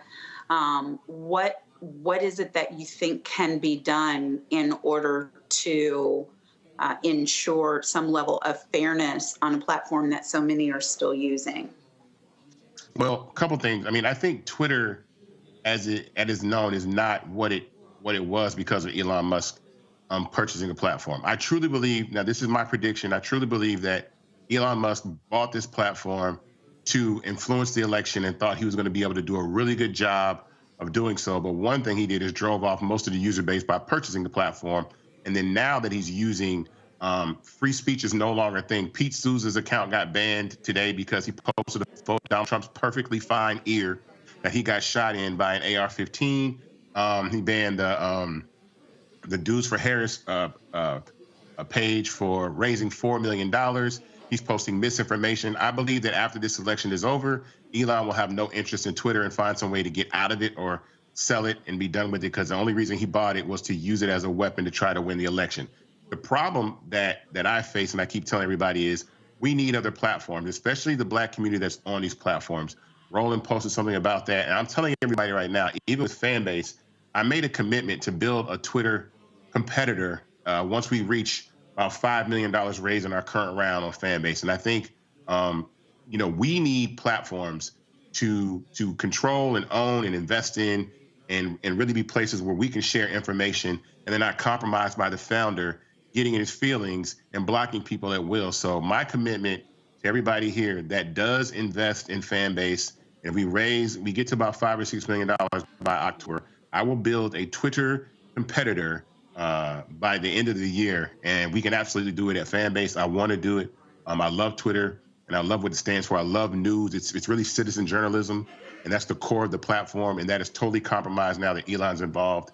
And it really bothered me. I thought it's totally unfortunate. So we've been telling people to come to Fanbase, invest in Fanbase. Go to startengine.com/Fanbase to invest in Fanbase. We need to do that. And Roland, I want to do something. I want to do an invest-a-thon. The same way that, and this is something important that I think we should say, the same way that we've been raising money for Kamala Harris, we can raise money for Fanbase in the same fashion. But these will not be political donations. These will be investments that people will actually own a platform. Imagine collectively the Black community investing in Fanbase and owning it, and then lifting it to $1 billion, $10 billion, $100 billion platform that we own, and then we exit. You have to be thinking like that. There's no way that we should let this opportunity pass. We should definitely be in the mindset of investing and having equity in Fanbase. So I'm telling people right now, Roland, I'm gonna get at you. I want to do an investor-thon the same way for about an hour. Tell people raise a bunch of money for Fanbase, but this is actually equity ownership in the platform, because we need this because of what Elon is doing, and other platforms as well. All right, tell folks where to go.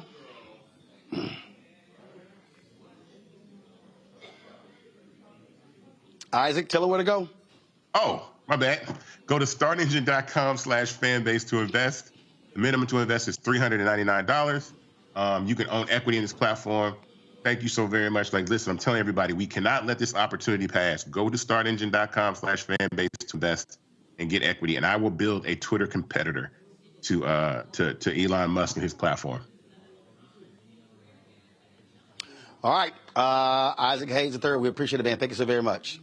Folks, going to a quick break. We're going to come back, our final segment right here on Roland Martin Unfiltered on the Black Star Network. When you talk about blackness and what happens in black culture, we're about covering these things that matter to us, speaking to our issues and concerns. This is a genuine people-powered movement. There's a lot of stuff that we're not getting. You get it, and you spread the word. We wish to plead our own cause. Too long have others spoken for us. We cannot tell our own story if we can't pay for it. This is about covering us. Invest in Black-owned media. Your dollars matter. We don't have to keep asking them to cover our stuff. So please support us in what we do, folks. We want to hit 2,000 people, $50 this month, raise $100,000. We're behind $100,000, so we want to hit that. Y'all money makes this possible. Checks and money orders go to P.O. Box 57196, Washington, D.C. 20037-0196. The Cash App is $RM Unfiltered. PayPal is R Martin Unfiltered. Venmo is RM Unfiltered. Zelle is Roland@RolandSMartin.com. Hey, what's up? Geek Tony in the place to be. Got Kicked Out Your Mama's University, creator and executive producer of Fat Tuesdays, the air hip-hop comedy. But right now, I'm rolling with Roland Martin, unfiltered, uncut, unplugged, and undamn believable. You hear me?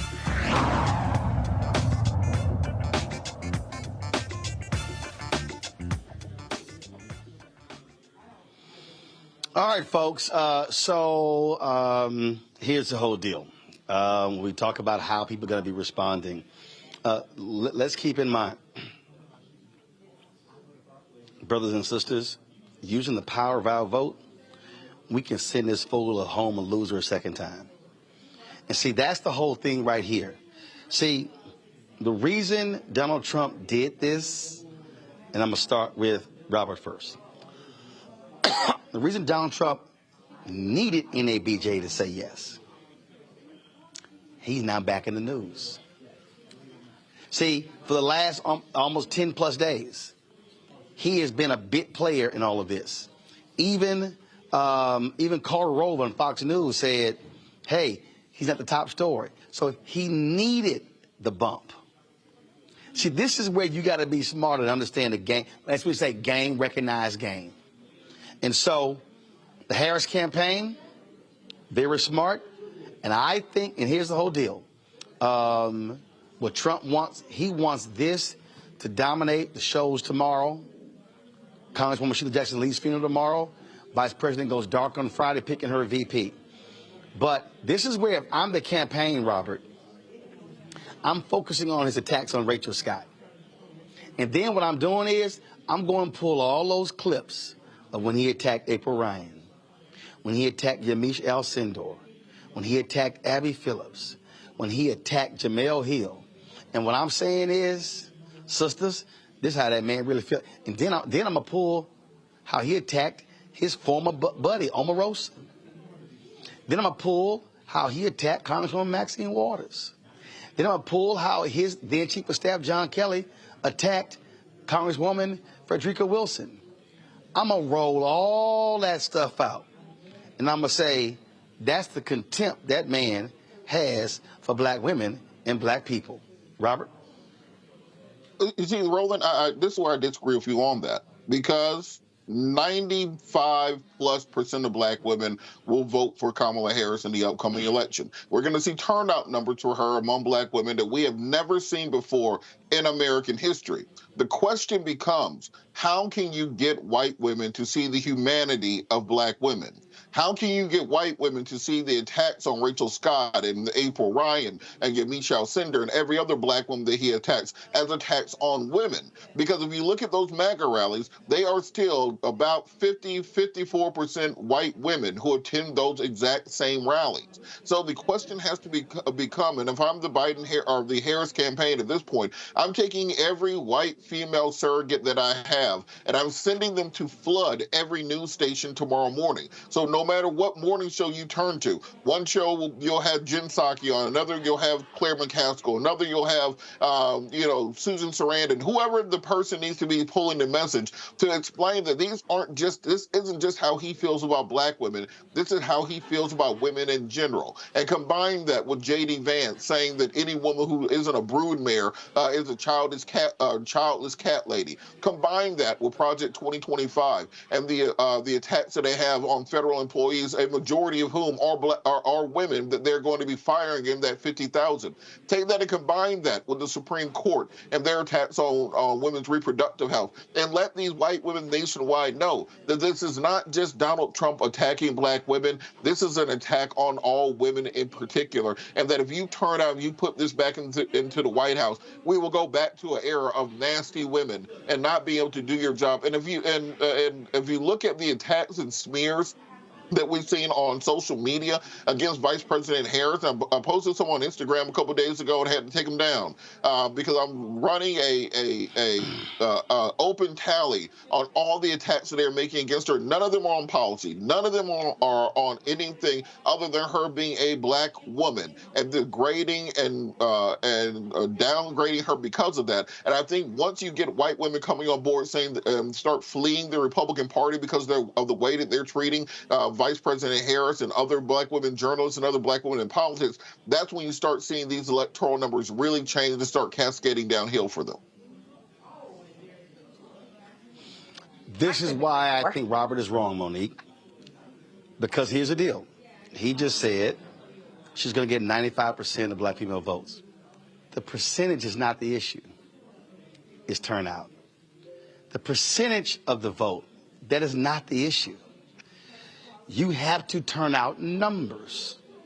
And so when you are showing that constant disrespect, you are then targeting young sisters.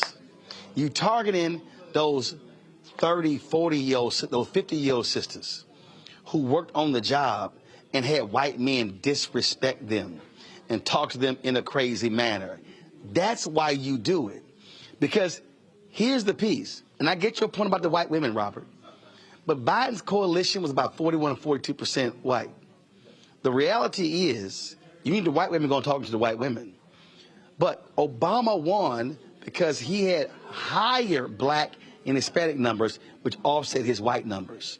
So where the vice president is, and Monique, the reason the polls are showing what they're showing is because already her black numbers have gone up. She needs to drive her black numbers higher. And when you show that, you say to brothers and sisters, this is how that man feels about black people. That, to me, is what they should be doing. Okay, well, would you listen to a Black woman in the target demographic? I don't want to. Well, I asked you the question. I don't, and that's. But I'm saying I agree with Robert. It's not just that I don't need to see it in order to make me want to turn out, or any of the people who I'm speaking with. I don't want to see that. I don't need to see the reminder of the violence. I don't need the flashbacks. I don't need the re-triggering about the abuse. That's why what happened today at the NABJ was so offensive to April, to Yamiche, to Jamel, and to so many others. No, we are excited about the positive messaging and the honor being bestowed upon our sister vice president. We are enthusiastic because before this setback today, let's level set, as the VP would say, and try to act like today did not even damn happen. We were all coming together around lifting up the positive attributes and experience and expertise and qualifications and readiness of the vice president. And here this fool comes. I don't need to see my wannabe master doing his wannabe master stuff in order. I need to see more of her. He tried to steal spotlight today. He was successful. His vice presidential nominee is an idiot and was getting the light. So he came in, showed, remember, I'm idiot in chief. Remember me, remember me. So now everybody is wall to wall. They were covering the VP at her speech yesterday. Today they covering this moron. No, I don't want more of that. What we need is more positive messaging, and I agree to Robert's point. We need spokespeople in our white sistren community who's going to talk to their white sistren in their white sistren meetings and say, you know, he's not just doing that to our Black sisters. Remember, he did the same thing to Hillary. Remember, he did the same thing to Nikki. Remember, he thinks the same way about Elizabeth. He don't like women, period. He's a woman hater. But that's on them. For us, we have to climb higher. I'm not saying they go low, we go high. I'm just saying onward. We need to go onward. So I'm going to jump in just to say. I think y'all missed. I think Joy, I'm gonna go to you, but I think Monique missed what I said. She's speaking. She spoke to Sigma Gamma Road today. She's speaking tomorrow at Congresswoman Sheila Jackson Lee's funeral. Then she goes dark. So what I'm saying is, you can't hear her because she's not going to be out there Friday, Saturday, Sunday. And the reality is, you do have to use effective messaging to be able to. I'm looking at the comments. I'm looking at the sisters who saw it in real time who were offended. You have to use everything in your arsenal to be able to get your core base to turn out in even bigger numbers. And sometimes you're not talking to the highly educated sisters. Sometimes you're talking to the ones who don't have law degrees or master's degrees or undergraduate degrees, who have high school diplomas or who don't have high school diplomas. The whole point is, you have to drive up large numbers among their core group. And when they see this man attacking, I'm not done. Okay. When I see this man attacking brilliant sisters, you are speaking to them in another way. Joy, go ahead. Some people vote for someone, some people vote against. In this election, we have both. If you want to vote for Kamala Harris, you got that. If you want to vote against Donald Trump, he is giving you ample reason to do so. We'll take it. Some Black women, Monique and I, we're good. We want the positive message. Others need to be inspired, right? They're kind of down on the election generally. They may be excited about her, but they need to be motivated. And this has to sustain itself, not just in this period through the convention, but even afterwards. So we're going to need Donald Trump to keep making a fool of himself, in a sense, to remind us of what the stakes are. This is also an opportunity, like we said, for white women. We need them telling their stories. Kamala Harris is a Black woman. We need Asian women telling their stories. She is an Asian American woman as well. We need them telling their stories, white women, all women, saying this is what he does generally. He is in a sense, a believed rapist, right? A judge has said that we believe that he engaged in sexual assault. We need to be talking about that. We have him on tape saying that that's actually okay. We need to be talking about that. We have something for everyone in this election, and we have to run with it and use whatever messages work where. And I think that also, I mean, you know, Donald Trump is, yes, he wants the attention. And there's, you know, I hate that he's going to be the story tomorrow, but there is no missed opportunity in politics. He's getting attention, but it's also an opportunity for us to showcase who he is and for us to have surrogates out there. Kamala, others, she may be dark this weekend, but other people can be out there talking. We'll all be out there talking, saying this is who he is. This is an example. That's what's so important about this moment. And I'm going to say one last thing. We need white men too. We need white men too. I love that there was a white man for Kamala called the other night. Is this who you are? He thinks he's talking to you. He thinks this is working on you.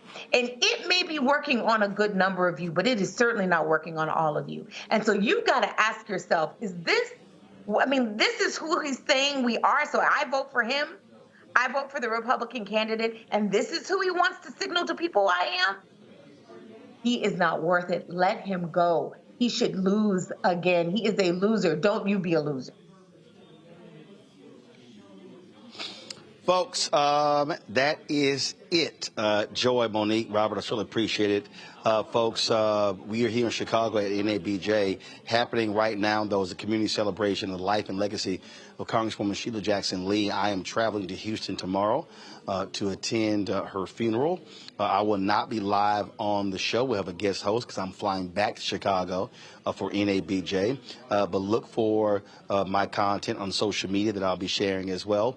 And so let's do this here. So we're going to close the show out, and then we're going to go to Houston for that live feed. And so I want y'all to support us in what we do. First of all y'all watching on YouTube right now doing big numbers, I need y'all to all be hitting the like button. Okay, all y'all should be hitting the like button. We should be doing ridiculous numbers. And so more than 10,000, almost 11,000 y'all have been on the stream, thousands on Facebook, on Twitch as well. And so all y'all should be hitting the like button. But also, we need your support. We need you supporting what we are doing. And that is the work that we're doing here at the Black Star Network, nobody else is doing. Covering the news that matters to you. Yesterday, Sonia Massey rally. First of all, Monday with Jalen Rose in his charter school in Detroit. Yesterday, Sonia Massey's rally in Chicago. Today, the Trump debacle panel here at NABJ. Tomorrow, Houston covering the funeral of Sheila Jackson Lee. Back here on Friday. And so we are doing the work. And so what we want y'all to do is support us in the work that we do. Your resources are important. If 20,000 of our fans give $50 each, that's $4.19 a month, 13 cents a day, we can raise $1 million. That allows us to be able to pay for staff, pay for equipment. Listen, this box right here, this LiveView LU800, all them networks had the same thing out there. Y'all, that thing is $20,000. So the cost is real. So we need your support. We need your backing for all the things that we do. So please, we want you to stand with us. Send your check and money order to P.O. Box 57196, Washington, D.C., 20037-0196. Cash App, $RM Unfiltered. PayPal, R Martin Unfiltered.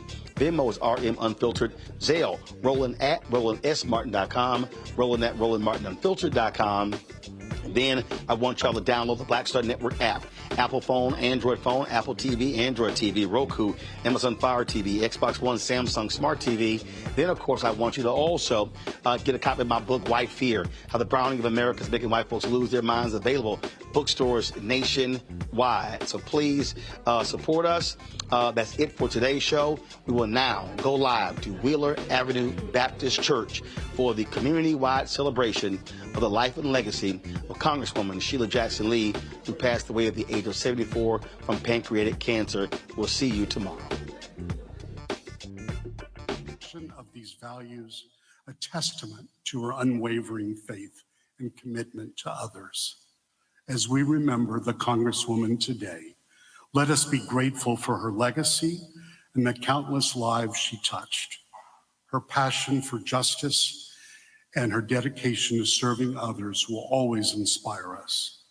We extend our deepest condolences to her family and to the beloved community that cherished her so dearly and she cherished as well. May Sheila Jackson Lee rest in peace, and may her memory be a blessing for all of us. Thank you.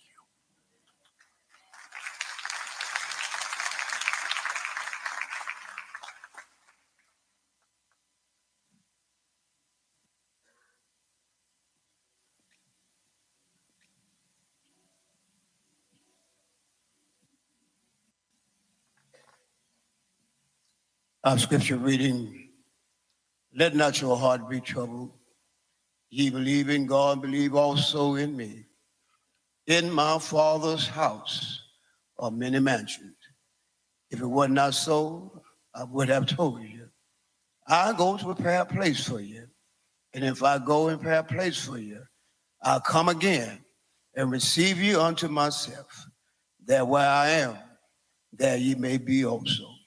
And whether I go, you know, and the way you know. This is the word from our Lord. Praise be to God.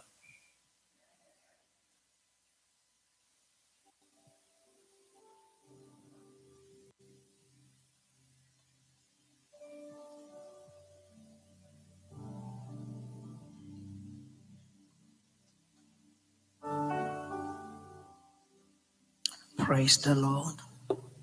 The Bible says in 1 Thessalonians 5:18, in everything, give thanks. Prof, Erica, and in the family, we must give thanks for the life she has lived. And I want to thank God that the whole Zion is here and the whole Greater Hastings Ministers Fellowship, they are here, and the whole African community, the diaspora, we are here because she affected our life. Please may we bow our head in prayers. Our Father in heaven, we've gathered to say thank you, to celebrate a life that was well spent. We gather, Lord, our Father, to thank you for your amazing daughter, our Deborah, our Juneteenth warrior.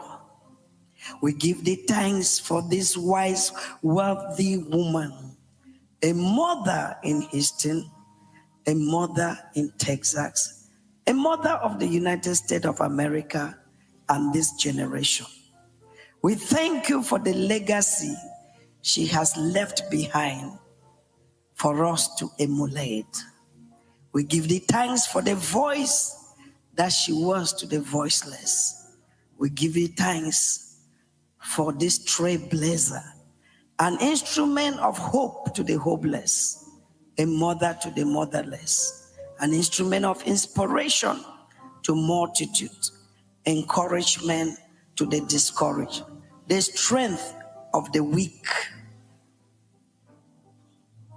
the epitome and beacon of unity, love for all without race or tribe.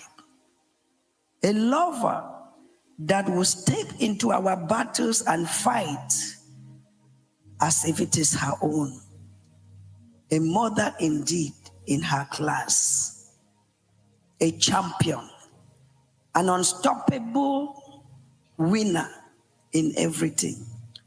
Lord, we give you thanks for who she is. She was a light to darkness, a woman that never takes no for an answer. We thank you for a woman that picked me up and tell me it will be well, even when it seems turbulent. He said, hold on to Jesus. We thank you, Father, for giving her to this generation.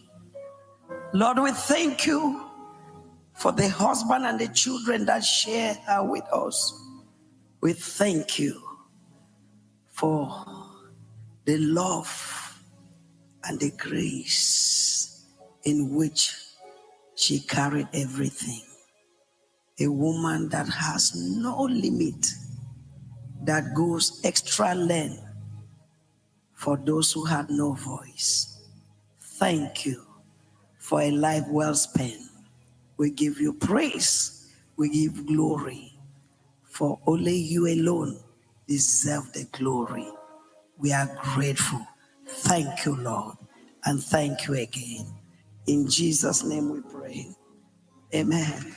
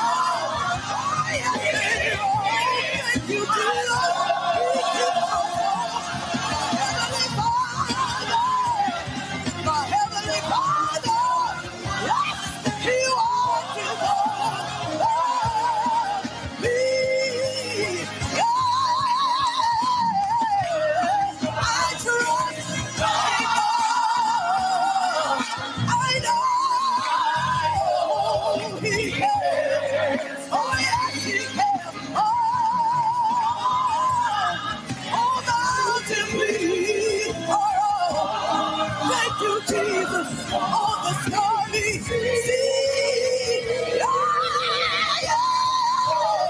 Don't get lost, let it roll, let it roll. He keeps my soul. My Heavenly Father watches over me.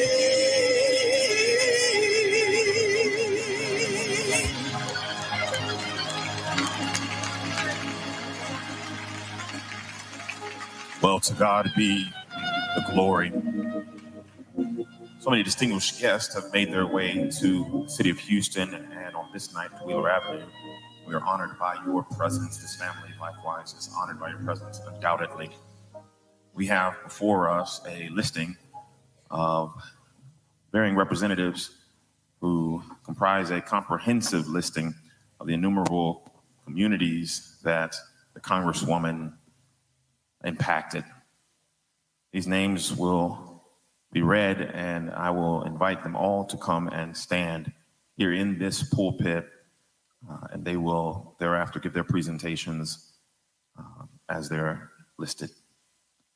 In consultation with this family, the request has been made that remarks would be kept to 2 minutes.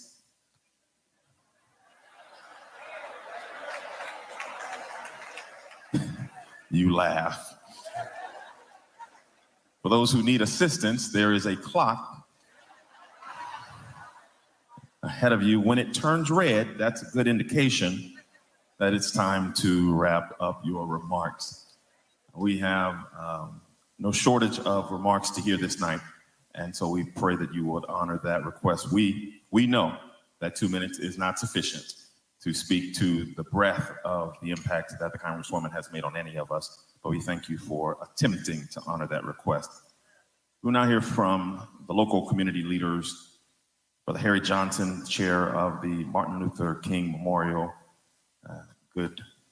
former president of Alpha Phi Alpha Fraternity Incorporated. We'll likewise thereafter hear from Brother Johnny Mata, former Texas State Director of LULAC, Brother Judson Robinson III, President and CEO of Houston Area Urban League, Sergeant Ali Lee, McHenry, who is a representative of the Congressional 18th District Security Team. And thereafter, we will insert Dr. Reginald DeRoche, who will give to us remarks. He is the president of Rice University. Receive them in that order.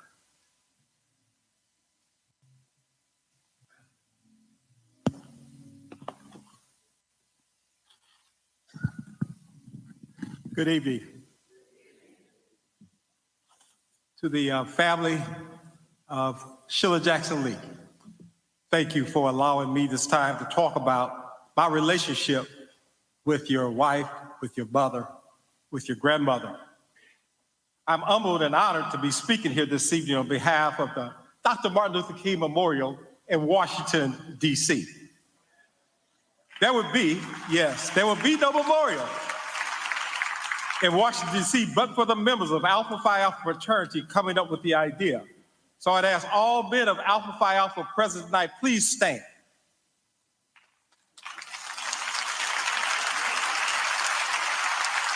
Thank you, brothers. I want the family to know while she was a dutifully member and dignified sister of Alpha Kappa Alpha, she was always supportive of Alpha Phi Alpha. At our Centennial Convention in Washington, D.C., the Congresswoman took the mic and proudly proclaimed that she clerked for the first Black United States Senator this century, Alpha brother Edward R. Brooke, as she worked on his Fair Housing Initiative. She was very supportive of every past and including the current General President of Alpha Phi Alpha.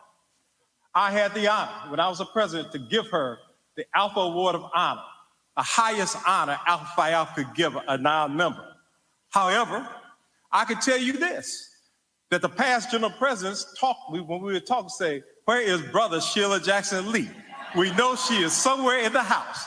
So we claimed her as a member of Alpha Phi Alpha. What can I say about her support of building the 5th most visited memorial in Washington, D.C. She was one of the first members of Congress to sign on to the bill to allow us to build the memorial. She worked across the aisle with Senator Robert Byrd, if you can imagine, and Thad Cochran, if you can imagine, to give us $10 million appropriation. She never, ever missed an event that we hosted in Washington, D.C. Never.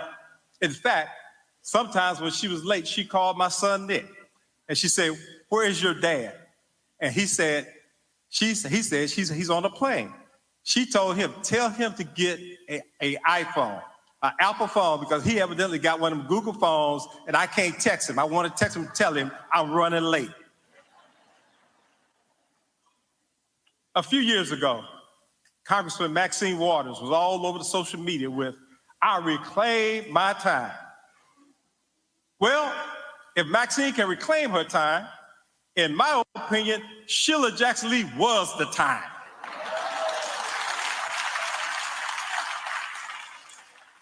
We all have been recipients of the Congresswoman's time.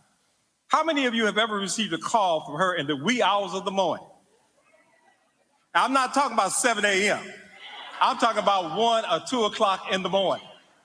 And she would call and make a request of you. How many of you received a call saying, "I'm on the way"? And you would wait, and you would wait. And time started when she walked in the room. She was the time. Because she was always doing the work of serving others, her time was endless. How many of you received a call from her and she asked you to do something and you thought it was a request? No, don't get it twisted. It was not a request. She didn't make requests. She told you what to do. And guess what? You did it. She showed up at our kids' graduations. She showed up at funerals. She then got my kids' cell number. My daughter, who flies for United Airlines, would see Sheila, my daughter, say, "I saw the congressman." She said, "How's your dad doing? Let him know I'm looking out for you." And then she became friends with my youngest child, Nick, who worked for the State Department. Some kind of way, she got his cell number. And whenever Sheila needed something at the State Department, "Nick, I need a detail to meet me in Germany." He said, "Congresswoman, you're supposed to make that request 3 weeks ago." "Nick, I need a detail to meet me in Germany in the next 2 hours." And Nick did what she said. As I close, I simply say this. I have seen her in action in Washington, D.C. at a committee hearing. A few years ago, she got to the Committee on Interior, which was chaired by Congressman Joe Neguse, to give her the mic and then push forth the idea for the Freedom Trail from Galveston to Freedmanstown. The committee voted unanimously to put forth the legislation. We all know that State Representative Al Lentwitz and his push for Juneteenth. We all know about Opal Lee, but it was Sheila Jackson Lee who got Senator Cornyn to sign on the legislation making Juneteenth a national holiday.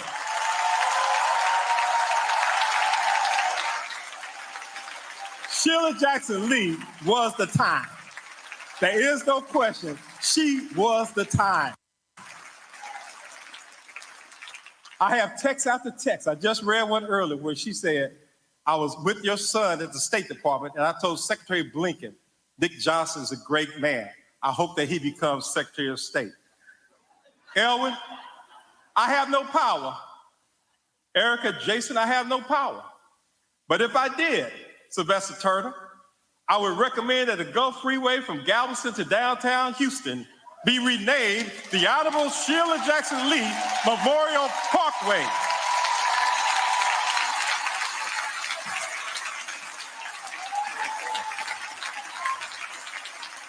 She deserves that honor. I claim the time in the name of Congresswoman Sheila Jackson Lee. God bless you.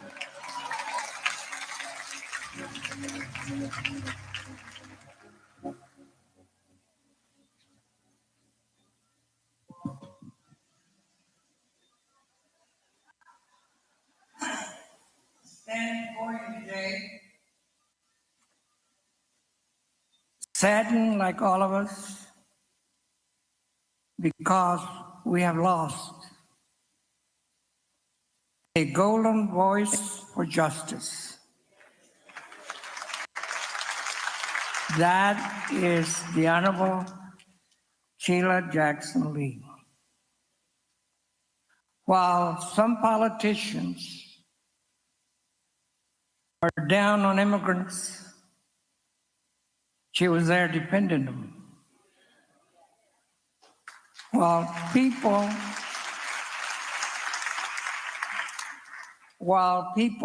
try to create barriers to keep immigrants out, she made sure that the laws that were passed would protect all of us, not just the rich, the affluent, or the ones that are anti-minorities.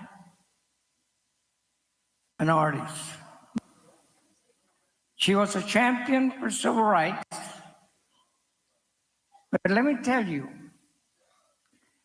I will remember on my birthday, I had a celebration and she gave me these cufflinks.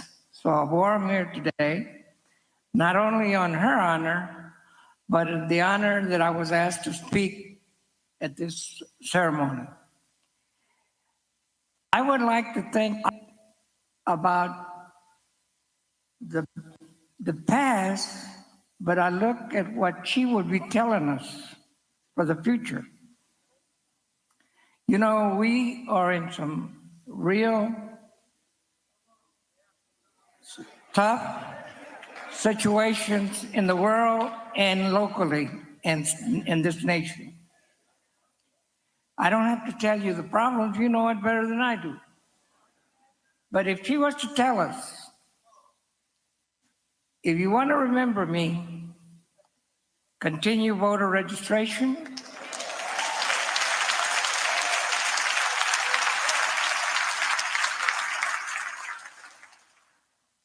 voter participation,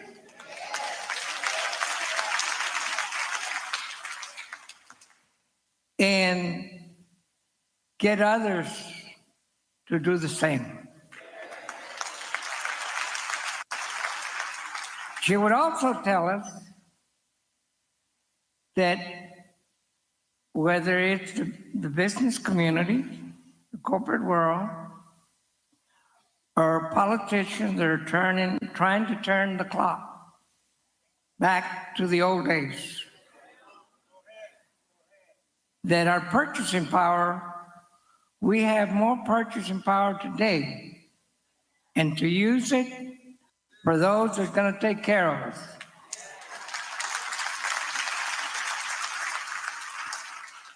So I think I've had the honor of working with her, and remember when I was working at the Community Action Program after the 1964 Civil Rights Act, and I had returned from the military. And she called me and says, Johnny, she was in City Hall, there's some ladies that I have, mothers with children, and they cannot work because they have no child care. And she said, could you see if there's some ways that we can help them so they can help themselves? That is the kind of person she was. Always thinking of the others. And even prior to her departure, she was still involved after the storm. Keep her in your prayers, but more so, let's all get involved, because it's not going to get no better. And the less we do, the more hardships are going to fall on us. Brevemente, nomás quiero decirles que hemos perdido una persona con una voz de oro, gold, que no nomás peleaba por todos, pero por los inmigrantes. una persona que consideraba que todos somos iguales. Por favor, de recordar que si estás cualificado para votar y registrarte, el poder está en el voto y la voz.